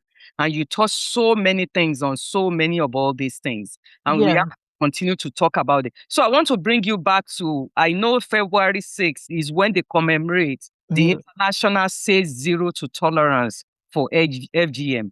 Can you further enlighten our listeners on these days? Yes, of course. Of course. It's an important day. And if I could go back again, this is why I love history. History takes us to a place of greater understanding, and it brings us forward into the future. In 2003, I believe, 2003, 2004, the United Nations hold these conferences called the Commission on the Status of Women. It had one in 2003, and of all people, there was a wonderful woman called Stella Obasanjo. She was in the first ladies, because they always have this first lady gathering in those meetings. And she was shocked because there were several activists, advocates, including myself and others, who've been talking for years, not so much me, but the older generation that have been saying we want to see an end to FGM. And she could simply not understand why the UN and others were not taking actions against this debate. And so she demanded that the UN set aside a unique day that would bring greater awareness to the global world about the severity of what this practice is all about, the impact it has on women's maternal health, the impact it has on girls' bodies, and all sorts of things. And so they choose February the 6th as that day to recognize the impact of FGM. Globally, we know close to 200 million women have already been subjected to FGM. We know, for example, countries like Sierra Leone, 86% of women already have been cut from 15 to age 49. We know in Somalia, Sudan, and Egypt, and Guinea, has the highest number. Almost 100% of women between, say, ages 6 to 49 have already been subjected to FGM. So we need to pay close attention. And now we know much better. The reason why there was so much emphasis in terms of data in Africa, obviously the perception that the West had of Africa, we are the developing continent. And so therefore the World Health Organization, the likes of the United Nations Population Agency, the UNFPA, the UNICEF, all of these people, they had a huge focus on Africa. They wanted to look at child mortality rates, maternal mortality rates, health issues in Africa. So they got a close proximity to the issue that we were faced with, not realizing that, FGM in India, known as Katna or Suna or Katina, was being practiced. They didn't realize in countries like Ecuador, also in South America, in Australia, among the Aborigine, there was a practice of. So now they know better about FGM. And now we know through medical facts, research, and studies that FGM has a direct impact on the health well-being of women's bodies. From the actual experience itself, they have now whittled it down that it causes traumatic experience. Just as I was having these battling with my mind in terms of, should I speak? Should I speak? It was until I was 28, I was diagnosed with post-traumatic stress disorder. And at that time, I'd already been the worst of the worst. I was having these flashbacks. I even think I had something like an eating disorder. I didn't realize because, again, mental health, mental illness in the Black and ethnic minority is something we don't discuss. And it's not something we always say we identify in us or we see in us. And we see it as a taboo topic. So nobody talks about it. I was fortunate because the kind of post-traumatic stress I had was bear from my fear of the unknown. Because it's already happened to me, I'm always thinking it's going to happen. And I fabricate and I almost elaborate how it's going to be on me. And then I have these panic attacks where I literally cannot breathe. I have the fear that it's going to happen. And so for years I would wake up in hot sweat or, covered in sweat. I would run as if somebody's running after me because I would always think people, so this is the kind of milder. There are people who have worse kind of post-traumatic stress.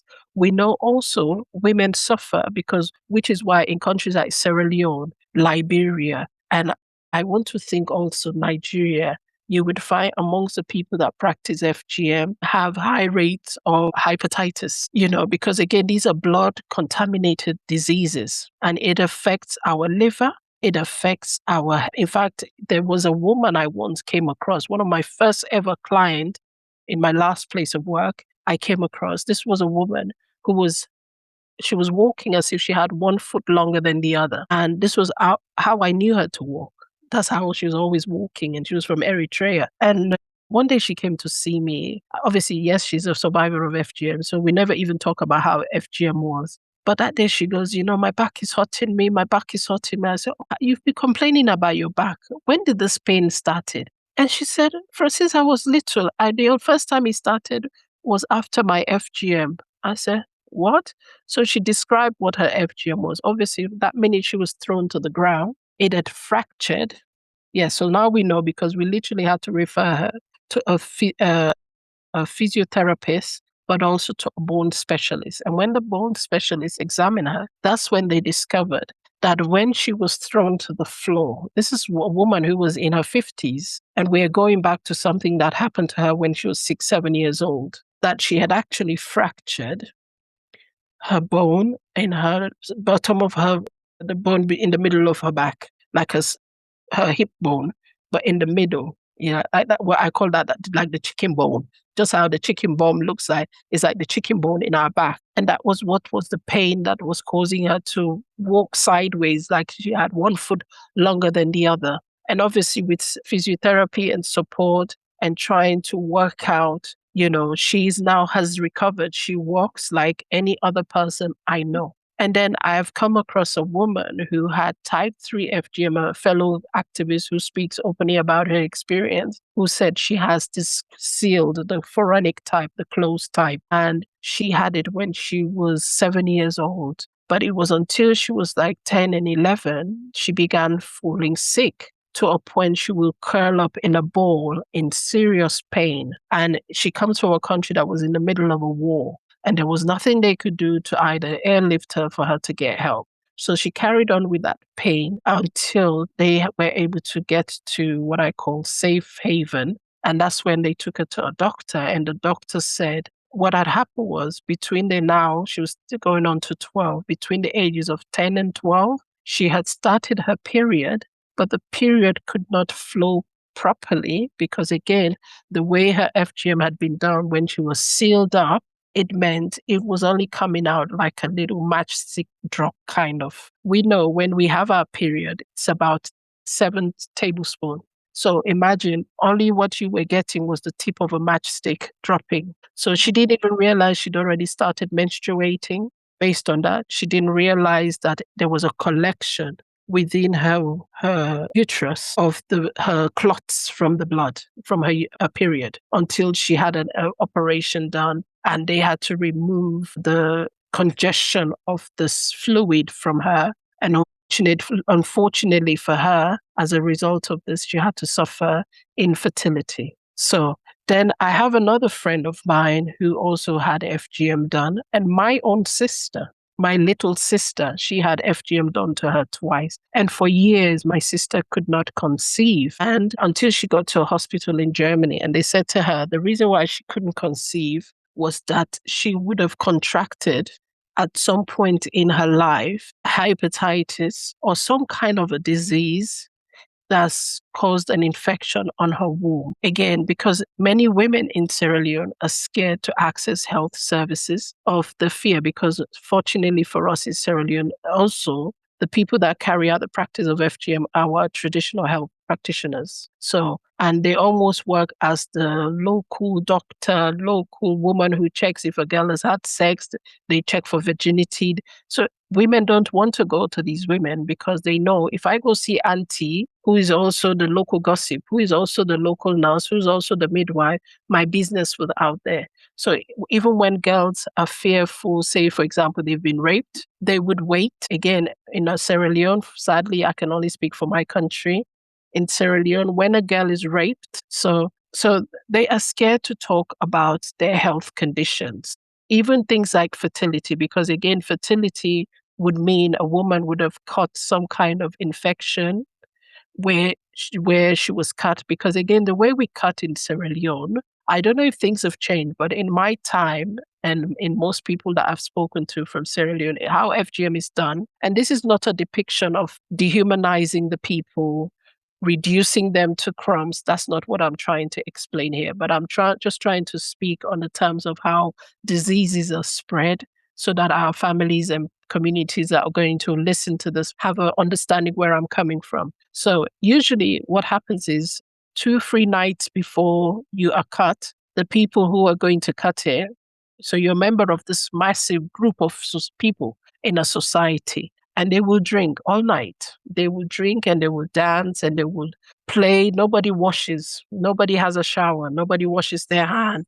You will sweat. You will be holding hands. You'll be holding objects like the drums, the Sorry, stick. they would drink alcohol. Let's make that clear that they drink. Yes, they will drink alcohol. You have to drink alcohol. Otherwise, you have not. You have to reach the highest level of enjoyment. That's what they call it. The dancing and the drumming, as much as it's used to also silence the noise that the girls are making, but you have to be in a place of trance. You have to inhibit, like remove yourself from your body when you have inhibition. Like I don't know what's the English. There's a English word. But you know what I mean? It means you have to drink, you dance to a point where your body separates from you, so spiritually. So these women would have done that for like 3-4 nights. And the richer you are, the more dancing that happens. The poorer you are, quick. Nobody's dancing because there's no alcohol to be drunk. But for us that come from community, which is why you see people say, oh, but I thought the rich people don't do it. Is in fact, the richer you are, the more likelihood you will be subjected to more harm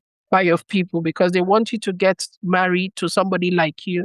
So they'll do all the stuff. In fact, the poorer you are, maybe the even better chances. That's how I see Sierra Leone. So imagine the woman has drunk, 1-2 of them have drunk, and they take you to this place. Usually there is an enclosure. I was fortunate mine was done in a house. But to have the excitement of becoming that member of the Bondo, you have to go outside, because the spirit of the forest, the bush, the spirit that takes us to that place of uniqueness, that African identity, is outside. So they make an enclosure. You are in this enclosure. Everybody's drunk. Everybody has danced. Mud, oil, cooking, firewood, smoke, ashes, everything will be, in terms of germs and contamination now, is what I'm trying to talk about. Then at the middle of the night, it has to be late night. No lights, no nothing. You are in a dark, because again, they don't want you to see who is doing it, because it has to form this mysticism. By seeing who does do it, they also have lost their power. You cannot see each other. The person who's cutting you and you that's being cut, you cannot see eye to eye. So you'll be blindfolded. They sometimes even, because again, they want to show their prowess. They want to show how powerful they are in the midst of this occultic charade. So they're having a sharp knife or a blade in their hand. Now, we know once you cut something where there's a spill of blood, your blood coagulates, right? It thickens. So when it thickens, it captures the oxygen and it captures dirt, it captures germ, and it slides, right? In my case, that's exactly what happened. The knife would have slid in this person's hand, and where they were supposed to cut, they cut somewhere else. So there are many women with serious wounds that if they are not seen by a specialist, even with the best intentions in the West, let's just say the argument, the best doctors, even with women that go to hospitals to have FGM done, still are ending up with complications because, again, these are healthy body parts that are being taken away from them. They are still with the scars. It doesn't heal the scars. They're still with the memory, and they're taking away something that actually is healthy. There's nothing wrong with it. But they have this perception that, okay, now we're not doing it in the bush anymore. We're taking you to the doctor. You'll have anesthetic. But again, the notion still remains. That mental perspective, why it was done, remains with that victim. And we know it's a trauma. It's a trauma in itself, just knowing that was done to you. And you mentioned two things that, actually is not being discussed openly. When a woman cannot have a child in Africa, if a family, both married, they cannot produce a child, it's usually blame on the woman that, she has infertility, but they are not even attached this FGM as a result of many women who may not be able to have a child. Yes, but they end up blaming a woman. Yes. And we are not talking about the PTSD, No. the post-traumatic experience, depression that comes from this experience that women go through. You see, there's so much education that needs to be done. Africans here. And one thing I always tell many of our people, we are in the diaspora where you could give us access to actually expose ourselves to knowledge of all these things. And all these things you're saying today, and many people are going to listen to it. It's going to be in something that they've never heard of before. Of course. Because if you have not done the research, there's no way. And the experience that you had, there's no way that you have so much knowledge on this issue. So I want to talk about your organization that you established in Sierra Leone called A Girl at a Time on a mission to eradicate FGM, sexual violence, and rape towards vulnerable member of the society. Can you briefly give a highlight about this organization to our listeners and what you do? Yes, and thank you so much. And I just wanted to go back a little bit from a great point you just made there about mental illness. Now, again, this is something we don't know much about, but again, from women I have worked with, I know, for example, things like trauma, childhood trauma can actually cause things like infertility. When you are stressed to a point where even things like lupus, I mean, that's why I'm glad Miss Lola is here. Lupus, it can cause you to not ovulate. When you're so stressed, you cannot ovulate. And if you cannot ovulate, you cannot get pregnant. So even when you get pregnant, when you're so stressed, which is what a lot of people don't realize, a lot of women who have gone through traumatic experiences like FGM, rape, and even beating, or what we call slavery, house girl, all of those experiences, when you have gone to consistent trauma, consistent subjective trauma that is persistent, it can affect your internal organs. Some people you'd see will be obese. Oprah is a perfect example. When Oprah was raped as a 9-year-old, and I believe she got pregnant at 11 or 12, she began eating to a point where she used food as a comforter that caused her to be obese. We have a lot of people who have an attachment because of the trauma that they have with their experiences, and FGM is included. So my work with A Girl at a Time is a social impact organization. Again, there was always this argument and debate between diaspora and the people in our home country. There's always this argument like, well, you are in England, what are you doing in Sierra Leone? So again, for me, I'm a learner of everything and everything. I would adapt, I would, adopt something, I would use anything that would make my message clearer for the next person. And I believe in technology. I use technology a lot of the time. And I thought, okay, in Sierra Leone, talking about FGM could even get you killed. could get you, because something like FGM is supported by the government, is supported by politicians, is supported by most people. There is nobody that would protect you for speaking out against FGM. And so I find myself, because again, through my interaction with Efwa Dokunu, who I said the public health specialist, my best friend, sadly she passed away, but she was known as the mother of FGM. When I first met her in the 90s, she always used to say to me, Sierra Leone's problems, like Africa, is many. Let us take one at a time. Let us fight for a girl at a time. Maybe when we are trying to fight for all these women, maybe that's why we are not succeeding in our fight against FGM. So for me, it's about saying to the community where I'm actually from and proud to be from, is we can use our opportunities here that I have in the West, my expertise in example technology online, using things like WhatsApp, Facebook, Twitter, YouTube, to educate young people about their own awareness of the society around gender and sexual-based violence. How can they be lobby? How can they be agents of change with the little help I give them? So often I do public speaking and I'm paid. I'm not a charity because, again, there is this notion in the African context when we speak about these oppressive social norms or repressive social norms, there is this view, oh, you are imposing Western beliefs on us Africans. So they have paid you. That's why you're talking to us. And I'm saying to them, nobody has paid me. Of course, now I need money because I do a lot of work. For somebody who does what I say on the job I do in Sierra Leone on 0 pence or $0 has made so much impact in the society. I'm even surprised at the achievement I have had for myself. So I work directly with young people because, again, you have to start from a very young age and removing this biasness and attachment. Because, again, my work around FGM is not to blame, it's not to castigate, it's not to make my community feel less of themselves or feel that they, because, again, all of this is based on understanding and knowledge. There's that word says knowledge is power. When you know, you feel much more empowered. But when you don't know and you have no choice, and really in Sierra Leone, the issue of choice is even an oxymoron. They will say, oh, it's our culture, we are choosing to. No.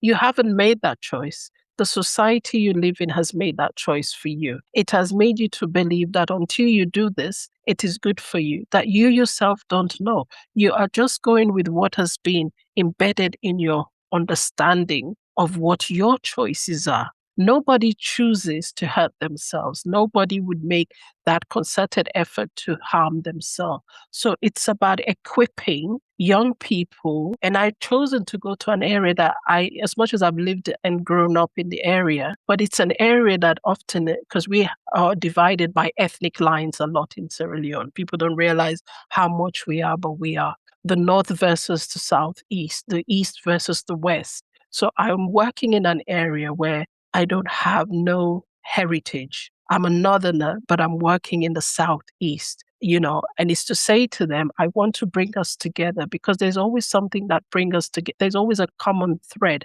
And that common thread is our humanity, is our passion to change our surrounding, our environment, being that voice for somebody who cannot speak. So it's about equipping young people to be that voice and to help, bring that change in their community is what I'm doing. So through A Girl at a Time, monthly, we have conversations with young people around sex and relationship. We have around sex and gender, because again, for me, I'm very keen on the message. I'm very keen on the message of empowerment and uplifting. I'm talking to you today in a very deep, maybe very personal, very pain-driven conversation. But when I'm working with young people, it's making them to see the future from the perspective of young people, how they view the world. And if I could make any contribution, is almost like be the facilitator for their conversations that they're having around choices. For example, choosing when to have babies and when not to have babies. if they have any issues around sexual relationships, how can we navigate that conversation so they feel empowered in making the right choice? Do I choose to have a sexual relation with my boyfriend or my girlfriend? And using faith also, working with faith leaders, because as a Christian and somebody with deep-rooted faith, and my faith is centered in the work that I do, because in Christianity, it talks about in giving, we also receive. So we have to give ourselves. I'm committed into the work I do in Sierra Leone by helping the very communities that I know could be challenged, where a decision to cut a girl could be imminent. That decision to take you out of school and force you into marriage is imminent. We don't wait for donor. We don't wait for the UN. It's us that's going to suffer. Any decision that's made in that community directly affects us because we live there, we work there, we eat there, we sleep there. This is us. We breathe that community. So for me, it's bringing that understanding that young people can do things with the support of older people, and you say intergenerational. Again, it's moving away from that idea and which is why I was glad my colleague Tony was here. Tony works in Kenya with men and boys. Through Tony and his work, because for years we've exchanged ourselves and we've seen our work. The view, again, talk of men, in Sierra Leone, and I haven't got proof, but I can make a case as a sociologist again. In Sierra Leone, many boys see the pain their mothers who were told, the premise was that when you go into FGM, you're going to be a good wife, you'll be supported by a loving husband, you're going to have the world, and their moms get married to something that is not the reality. The men would leave them, and this is why things like HIV are very prevalent in communities where FGM is practiced. Because when you are traumatized, or when you've gone through, for me, what I deemed a sexual assault, sexual abuse, our first sexual experience happens at the time when we're cut for most girls. The stratification of the mindset and the layers and layers that we have had traumatizes us. That when we then have sexual intercourse, it's always cold because, again, this is something very common amongst communities that practice. We're very conservative in nature. They don't talk about sex, and sex is seen as something that's bad. Because if it was good, nobody will touch your private area.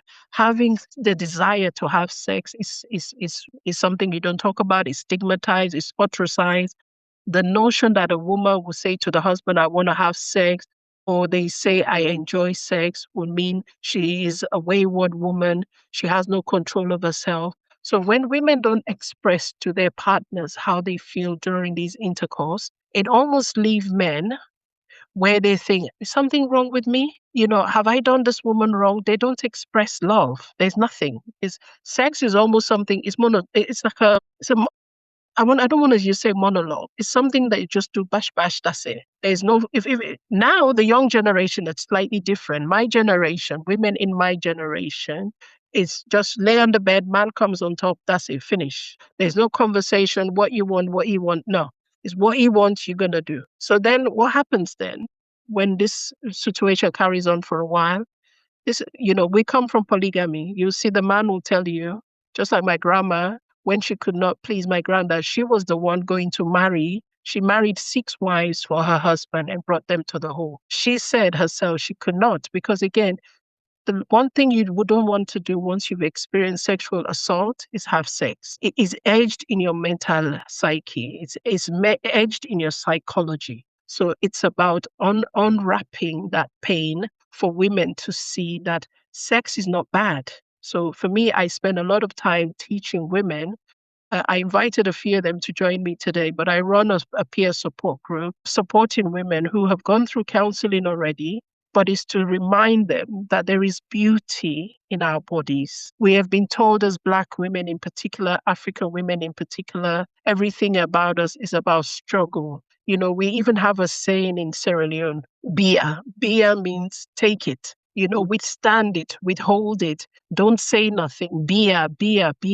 That even when we want to express our pain, it's seen you can't, which is why if you look now, I spend a lot of time educating Sierra Leonean women with a portion, or we've equate the struggles that we get as pain to that of being power. to that of being powerful. So when I'm going to the Bondo Bush, when they're cutting me, it means I'm gaining power. I'm a powerful woman. No, you're not powerful. What you have been is a power has been taken away and pain has been replaced by that power. And then to accept that you have pain is something we don't subscribe to. Nobody wants to talk about their pain. So you're silenced to say, it's embarrassing. You see mothers who have children that have been raped who say, please don't tell nobody my husband raped you or my this. Don't say, you'll be embarrassed. They're not thinking of you. They're thinking of how it would make them feel. Yes. Yeah. So it's about working a sort of thin line, but at the same time, we almost have to look at the devil in the eye and say, I can see you have two eyes, one mouth, one nose, and no horn, but at the end of the day, we want to make sure that we're living in societies that our women and girls feel safe, they're protected, one of my friends has been saying recently, and I love that approach. We've always said this was our culture. We've always said this was our tradition. Actually, it's not. It's abuse. We've been abused. We've been assaulted. We have to take some kind of responsibility and accountability also of our action. If we can stand to white oppression, from racism to marginalization, we can't stand up to, the oppression that we ourselves impose on our community. Yes, Yeah. and that's so important. You cover so many areas today, and I really appreciate what Thank you contributed, what you said today. And I was going to ask you the message you want to convey to others going through the similar experience. You already cover all that from every aspect of topic that you pick on. And just briefly, how can we motivate communities and individuals to contribute to ending FGM globally? And if I take this opportunity to also say to my colleagues that are here, because I can see even one of my young mentees is here, I want to say thank you to Annie, Marion, Sukna, Fatuma. Sukna is a colleague I work with as well. And one of the ladies that come to my peer group, Tony, my colleague in Kenya, Fatuma, my colleague in Canada, hopefully meeting her for the first time. And of course, my also like a mother figure to me, Miss Lola, who always when I used to get attacked on Facebook, she said, don't be scared, speak boldly and be boldly. How can we change the mindset of our community? First, obviously, we've all come to that point, like you say, it's respect. We respect the community. I love my community. I'm proud to say the achievement I've had in my life was only possible by the way I was raised. The depth of me being an African woman in London, and now I live in the southeast of England. I walk with pride, actually. I represent myself with great admiration of where I came from. So I always remind community, we are desperate to make our girls something. Well, actually, if you just show your daughter love, understanding, being, showing her what humanity is in the world. We don't need to subject them to any practice such as FGM, flogging, virginity testing, to see the value in our children. If we teach them the morals, the upright standing in our society, the values that we have, like I was lucky, I grew up in a home where the value was placed on self-worth and keenness in education and learning. To this day, I'm constantly learning. I'm always learning. And in a way, I've also passed on those values. So my children, my granddaughter now, who is 4 years old, is the second generation who has not been cut. I did not cut my daughter. So in a way, even though we think this is our tradition that we're holding on to, actually FGM is stopping in a lot of communities around the world. And my family, for example, in my family, myself and my sister are the last girls that have been subjected to FGM. Now, I have more than 12 nieces. None of them have been cut. There's not even any talk of them being cut.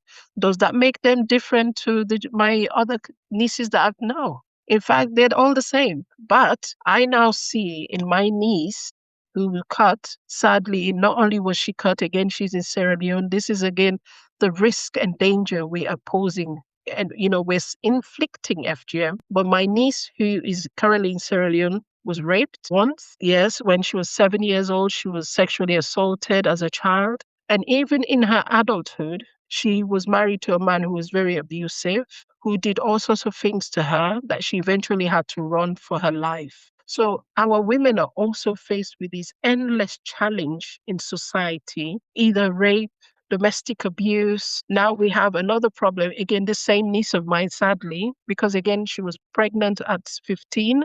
She has 3 children and she wants a better life for herself. She was promised a package to go to Turkey to work in a restaurant. It turns out there was no work for her in Turkey. She was being trafficked. She didn't know she was being trafficked. So, we have all these added problems that are added again to our lives. So I always say to community, let us don't make the lives of our women and girls more painful than what is going to be in society. Then we have put all these things on our girls. Then they're coming over. So saying, for us now in the diaspora, I say, now your daughter has come here. Did she marry that politician that was over there? Because that's what I was promised. No, they are not. Why did you leave your country? You want a better life. This is the same argument I am putting forward. We want a better life also for our daughters. Yes, it's difficult because that's all our community sometimes know. And we accept also there is pressure from outside, perhaps the society where our families. So it's a holistic approach. We look at the dynamics of the society. We look at the focus of what is great. Like, for example, Sukna will tell you the workshop we do, the peer empowerment group is of women who have been subjected to either FGM or of abuse in general. They go through a series of therapy and support. But we've come to a point where we realize that even when you've had therapy, you still need the love and support of your community. You still need somebody to, guide you sometimes. Life is hard, you are not alone. So we do things. I mean, I have lists of stuff I work with here, but it's about a conversation, letting these women know you are not by yourself. You are here. We are here. We've all been through this journey. Some of us can show you what we've been through. We can share our pain that will make you understand. Don't feel embarrassed. Don't feel ashamed. So it's about continuous work with communities and sometimes almost to a point where you're holding the hand of the community and you're taking them along. We cannot stop talking about these issues. As much as we want to, we can't. Because again, every day something new comes along. And these things will always be there. But what we do know, once a community has been empowered with information and exactly actual factual information, not wishy-washy, no. Actual, you show them the evidence of what you are saying. And you look at the dynamics within what you are saying, sometimes also pulling back and say, you know what? We have made mistakes when it came to the FGM campaign some time ago. And it was about words and language. Words can break people. So it's changing the wording and saying about the harm, the pain, the impact, the infliction, the complications, the trauma, actual words, not because FGM is practiced also by white people, Asian people, everybody is doing FGM because it's one of the oldest oppression used against women. So it's about saying, we have been told that we are cut for men and boys. The men are saying, we have no idea what is this about because again, we've always made the conversation around women's bodies to be only for women. No, it's been inclusive. It's been intergenerational. It's been factual. It's bringing evidence to the people. And sometimes it's also saying, okay, you know what? If we've been saying this all along and it hasn't worked, maybe let's try something else. Some people are doing it. I don't subscribe to that. Like, for example, in Sierra Leone and Kenya, I believe, and other countries are looking at what they call alternative rites of passage. I, as a sociologist and a feminist and a gender advocate, sadly, I don't subscribe to that idea, but I support my colleagues that are doing it. And because they want to hold on to the tradition or what we call the culture. So we want to sing and dance, we want to this. For me, I have a problem with that. And it's not a condemnation that it is not working. it's working. It's just me personal. I just have a position in that I don't need to go somewhere to be taught how to be a person. Mhm. I.e., God teach me how to be a woman. By virtue of birth, I'm a woman. I'm a girl. You don't need to teach me that. I already know that I am. And I think the message it's sending will still, for me, is along the same lines I was told when I was cut, that you are a subject or an object for someone's pleasure. Yeah. So thank you so much. You cover so many areas. I can't thank you enough for what you have contributed today. And, I want to thank all your colleagues who were here because it was also yesterday in a long that we time. talk about, let's find if some other people wants to join us. And I'm so glad for everybody that is here today to take your time to come in and listen to this knowledge as sisters, share today. So I'm now open to questions from the audience for Madam Alimatu Dimonekene. Please mute yourself and ask question or have a contribution to this conversation. I know you've mentioned Mr. Tony Webber many times, and I want to hear from a male perspective on this issue. But his work is incredible, working with men and boys. And he's been arguing on this very discourse for years, and nobody was listening. Nobody. To say, he says it's like a wound. I let you, Tony, if you're able to speak it. Tony has this phrase that he says, you can't put a plaster over a wound and you don't ask, I think, if I'm correct, how the wound was caused in the first place. Yeah, he's watching football, but he's listening. So Tony puts it in this way, because we are told that we're cut for men, they are the biggest player in the discourse and we're leaving them behind. They need to be part of the conversation. And I've been in rooms where, thanks to Dave and Tony and his colleagues, I now speak to men and boys. And you hear boys are saying, in Sierra Leone, they call me Auntie Alima. Auntie Alima, thank you so much. We didn't even know that this was what was happening. Because again, the decision to cut, when a father says, I don't want my child to be cut, it means it has ended for the lifetime of that child. It will not happen. We know because of the patriarchal society we live in. Yes, please go ahead. And Annie's watching from Mali. Yes, Annie also is working. She works with a brilliant young lady from Sierra Leone, again on ending FGM in Mali. When a father says, I don't want any form of social norm in my family, it has ended. It has ended. So we are seeing a huge push in the movement for men engage or men end FGM in East Africa. And I'm praying and I'm hoping, fingers crossed, and I'm holding on to my dear word, that this change will start to happen in countries like Sierra Leone. Because again, the fight is in Sierra Leone, and I'm pleading, we need a lot of help. Because in Sierra Leone, unlike any other country where FGM is practiced, the FGM and the aim of it is not tied to politics. The sole aim sometimes I argue for Sierra Leone that drives FGM is politics, because most of the politicians have befriended or has formed a cahoot with the women that do the cutting. And because this is money, there's a lot of money being made when girls are cut.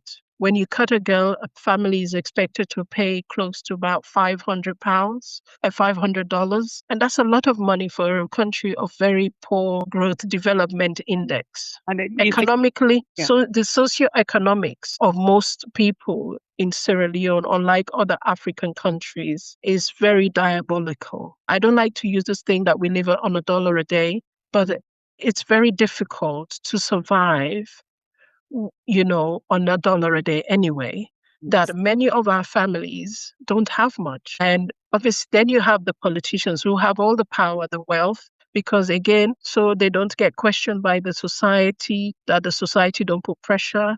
They will entice these women that cut girls, bribe them almost, give them some money. This is money that your people have paid in taxes, that have enriched these politicians, that they're using to fry your own skin with your own. Even in resources, because Africa have resources, they borrow money. This is money that they could build schools with. They could use, they could use that money to build schools. And as women, we don't have affordable health, access to health in these countries. all the countries with high prevalence of FGM also have high rates of maternal mortality. Women are dying. And when you say women, these are not adult women in their 40s, 50s that are dying from giving birth or dying when they're giving birth. They're all adolescent girls. In Sierra Leone, 2 years ago, 2018, the president declared a state of emergency. Why? Because there were lots of women being sexually assaulted. That rape became a case of emergency. So can you imagine? You have people, even when I have a woman I'm currently supporting through A Girl at a Time who has a daughter who's 2 years old. The daughter was raped, and in order to cure this child, if I just use that word, she was taken to an older person who they said her vagina or private area had been contaminated and they need to clean her. And in cleaning her, literally, if I tell you what they were using, can you imagine? 2-year-old already traumatized. Sadly for me, I only got to know the family when it was way, way after. Yes. And the child had already been through the harm, the complication, and now we're just working now so hard. It's going to be a lifetime. It will be. That's why we say a girl at a time. Yes. In her case, she would go into adulthood, not just with the issue of the sexual assault that this child has had to deal with, but the repercussion of that from the behavior of her own parents and family. Let me ask Sister Lola Aforo. She wants to say something.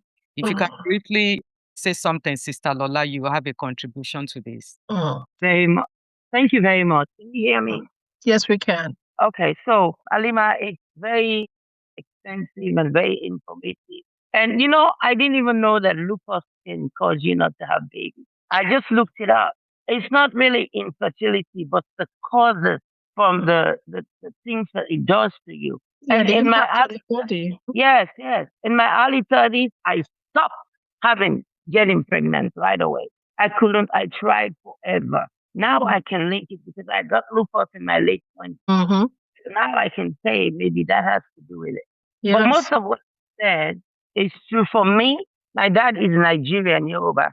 He didn't want me to go, but my mother and grandma wanted me to go. And so they didn't care what my father said. They initiated it. And it's funny. I don't like when people say cop. It bothers me because I feel like it's actually mutilation. Yes, it's mutilated. It's cutting away. Yes, it's cut so badly, like they butcher you. Yes, it's really scary. Like they grab you and lay you down, and women, like more than 10 women sitting on you, And so it's barbaric. So when people say cutting, I feel like you cut your hand.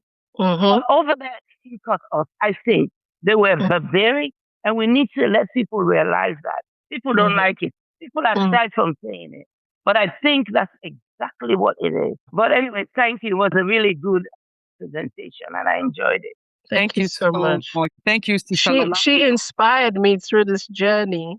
And like she said, because again, the reason why all of these terminations and wordings have come to being, sadly, to appease again, because we're trying to work through a labyrinth of barriers. And if we could use, just as how many, many centuries ago, Christianity had to use certain things to bring people along in becoming Christian, like this holiday of Easter. Easter is not Christianity, a Christian holiday, but it was adapted because otherwise it would have lost itself to pagans. So in order to bring the pagans along, they had to bring a pagan holiday into a Christian holiday so that people can understand what Christianity was all about. We have tried. This is why it's so painful when we still are seeing FGM, because in a way we have also made so many compromises to bring the communities along. Because yes, even in Sierra Leone, I've even used the term here myself. We would say circumcise. You cannot circumcise the clitoral hood of a woman, which is what is cut in type 1 FGM, the clitoridectomy. Is cutting up the clitoral hood. You cannot peel it. Because to circumcise means to remove the foreskin, which is what you see in men. But I always use this analogy when I'm explaining it, particularly to my students, so they have a better understanding. I say, let's take an apple and a strawberry, all right? Because those are fruits that we have available here. If you're in Africa, maybe we can say use a monkey apple, you know. It's a small, round, just as the female genitalia looks like. If you was to try and peel the strawberry, you're going to have some fruit, but whatever is left over is almost finished. You don't have nothing left. But if you was to peel the banana, when you remove the skin of the banana, you still have the entire fruit intact inside, and you can still benefit from the nutrients of that entire fruit. So when women are mutilated, when they're cut, when we go back a little bit, they are cutting young bodies, sometimes in some cases, like countries like Indonesia, Malaysia, you are a tiny baby, 7-day-old, similar to the male. So when they're removing these organs, it's entire organ because you cannot tell the growth length entire for that baby at that time until they're adult, then you know how far it's going to grow. And the texture, again, which is why I urge even myself, I tell fellow colleagues, campaigners, activists, survivors, go and study a little bit, learn about the anatomy of bodies. Sometimes even ask medicals, nurse students, departments, for you to see. I'm fortunate because in the UK, that's something I have done over the years.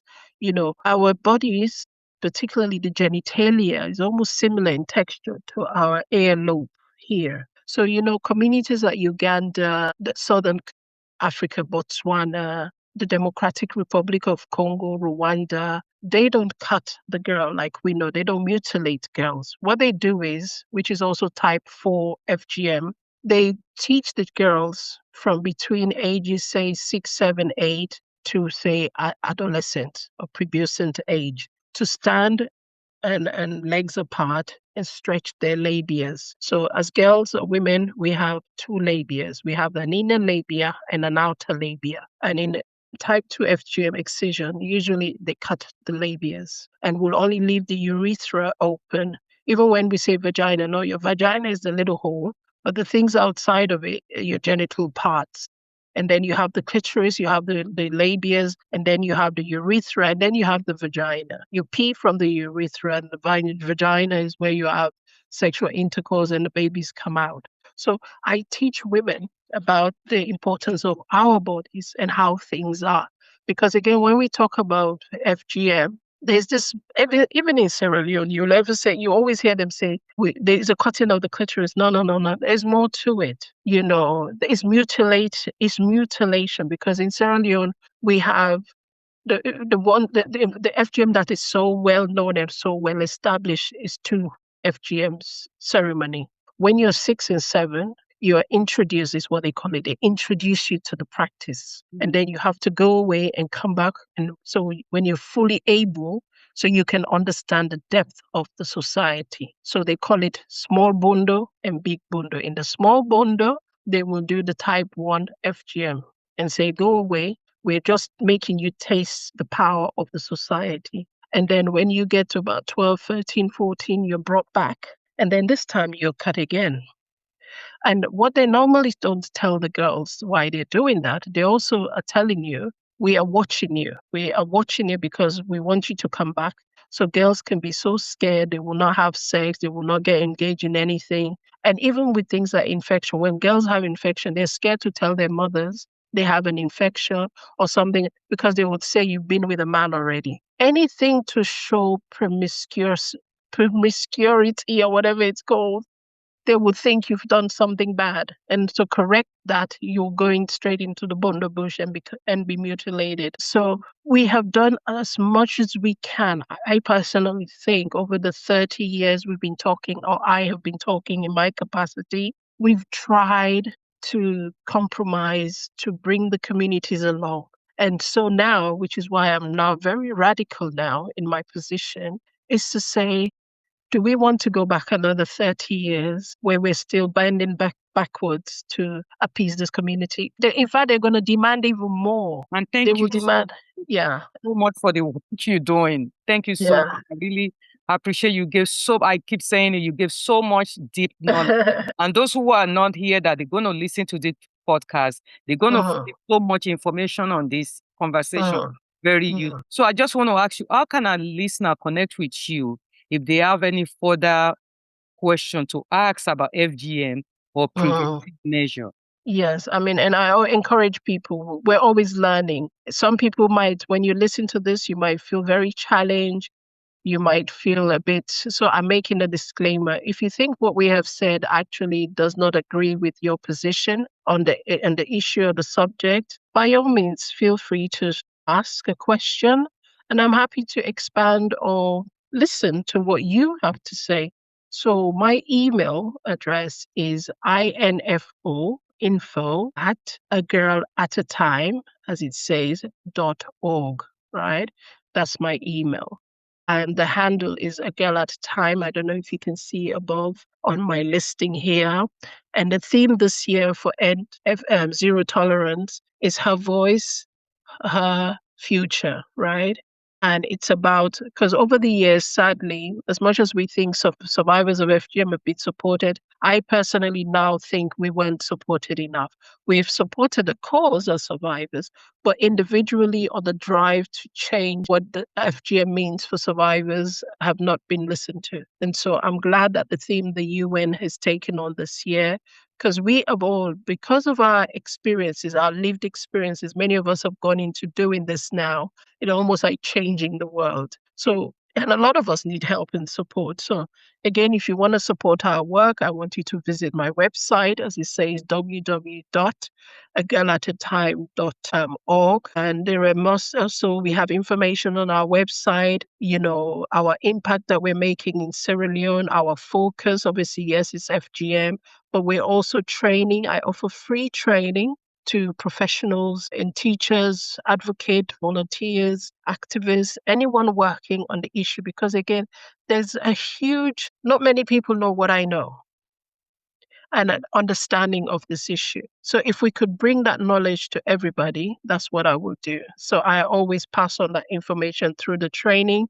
We do things around safeguarding and protecting vulnerable children, especially in Africa and Sierra Leone. And if you really want to collaborate this year, I want to focus on collaboration, working together with other people, because the journey is a long one. We all cannot make it. So I have stopped where I think I need to stop, and I want someone else to help me get on the Akada or the tuk-tuk or the poda to take me where I need to go, because now my feet are tired. I'm tired. I need to hang on somebody so I can reach the destination, literally, So please reach out. I personally am on Twitter at the Alima, no other Alima but mine, and then the Alima, and on Facebook, Instagram, and LinkedIn is my full name. And now I have the title of this great recognition from the United Kingdom. The King itself knows my work. You know how powerful that was for me last year, knowing, oh my God. And I spoke with the Prince of Wales when I got my investor share. And he asked me, he said, what can we do to really stop FGM? And I said, listen, all you can do is support me. If you support me, you can stop FGM. We need support. It's a big fight. We're growing gray. I have a granddaughter now who's asking me questions. She was a tiny baby, could not speak. Now she's talking like every day. She's like, come on, what you doing? What you doing? I'm like, oh my God, I'm creating two people, children with time. I have a little human being who's questioning now. So I literally want to pass on the baton to someone else and say, listen, take it over. My job's going to be over soon, but I can't, because this is my life. It's a lifetime commitment. I'm committed to not just fighting FGM, but ending violence. Violence robs us, of who we are as a people. And if we could, and the funny thing is, it's not even funny. The real thing is, we can actually stop violence. It's a learned behavior. If we say we don't want to do something because it's something we are choosing to do, we can actually stop it. This is what we don't realize. There are certain things we can't stop, but there are things we can. And one of them is actually violence. We can actually stop violence and live in a society where there are no impact on society. Thank you so much for all this. You're welcome. I could keep hearing her all day because I keep learning from you. Yeah. I said many people on this forum and those who are going to listen to this, they have a lot to learn from what you had to share today. Pansa Pansa continue to normalize conversation about the importance of community engagement, about African immigrant experiences in America and in the diaspora. As we publicly continue to discuss issues within our community, we're shredding away stigma associated with uncomfortable dialogue. Thank you so much, Madam Alimatu Dimonekene MBE, for coming to Pansa Pansa to educate our community in the diaspora about FGM and for sharing your wisdom with our community. I really want to thank you for your generosity, your vulnerability in sharing your own experience with me and many others who are going to listen to this today on your experience. Thank you so much. Thank you so much. And for the community in New York, I'll be coming to New York because I'll be speaking at the Commission on the Status of Women again. Last year I did, and it was incredible. But this year, with one of my greatest passion, which is climate change and the impact of climate change. It's not something people know me for, but I've been doing it before I even started doing my FGM work. Again, back to the issue of Mother Nature. The world we live in is like a woman. They're very tender, sensitive, fruitful, and we have to look after it. Otherwise, it will be women again that are suffering as a result of the impact of climate change. We're seeing more droughts, more deforestation, warm seas where we're not able to catch fish anymore. So if you're in the New York area, come along. We'll be talking about how do we sustain our environment around the impact of climate change? How do we make gender-sensitive policies that would help the next generation of African women live in a world challenged by climate change? So yeah, I'll be doing that next in March in New York. Yeah. Thank you. Thank you. You're welcome. Thank you so much. Have a wonderful day, and thank you everybody for joining us. Thank you for tuning in to this episode of Pansa Pansa Live Podcast. We hope to have you back with us in the next episode as we continue to explore the nuances of the African immigrant experience. If you'd like to connect with us, you can email us at talk@pansapansa.org. That is talk@pansapansa.org. And follow us on Instagram at pansa.pansaforum. Until next time, remember to spread kindness and love. Thank you and take care of yourself.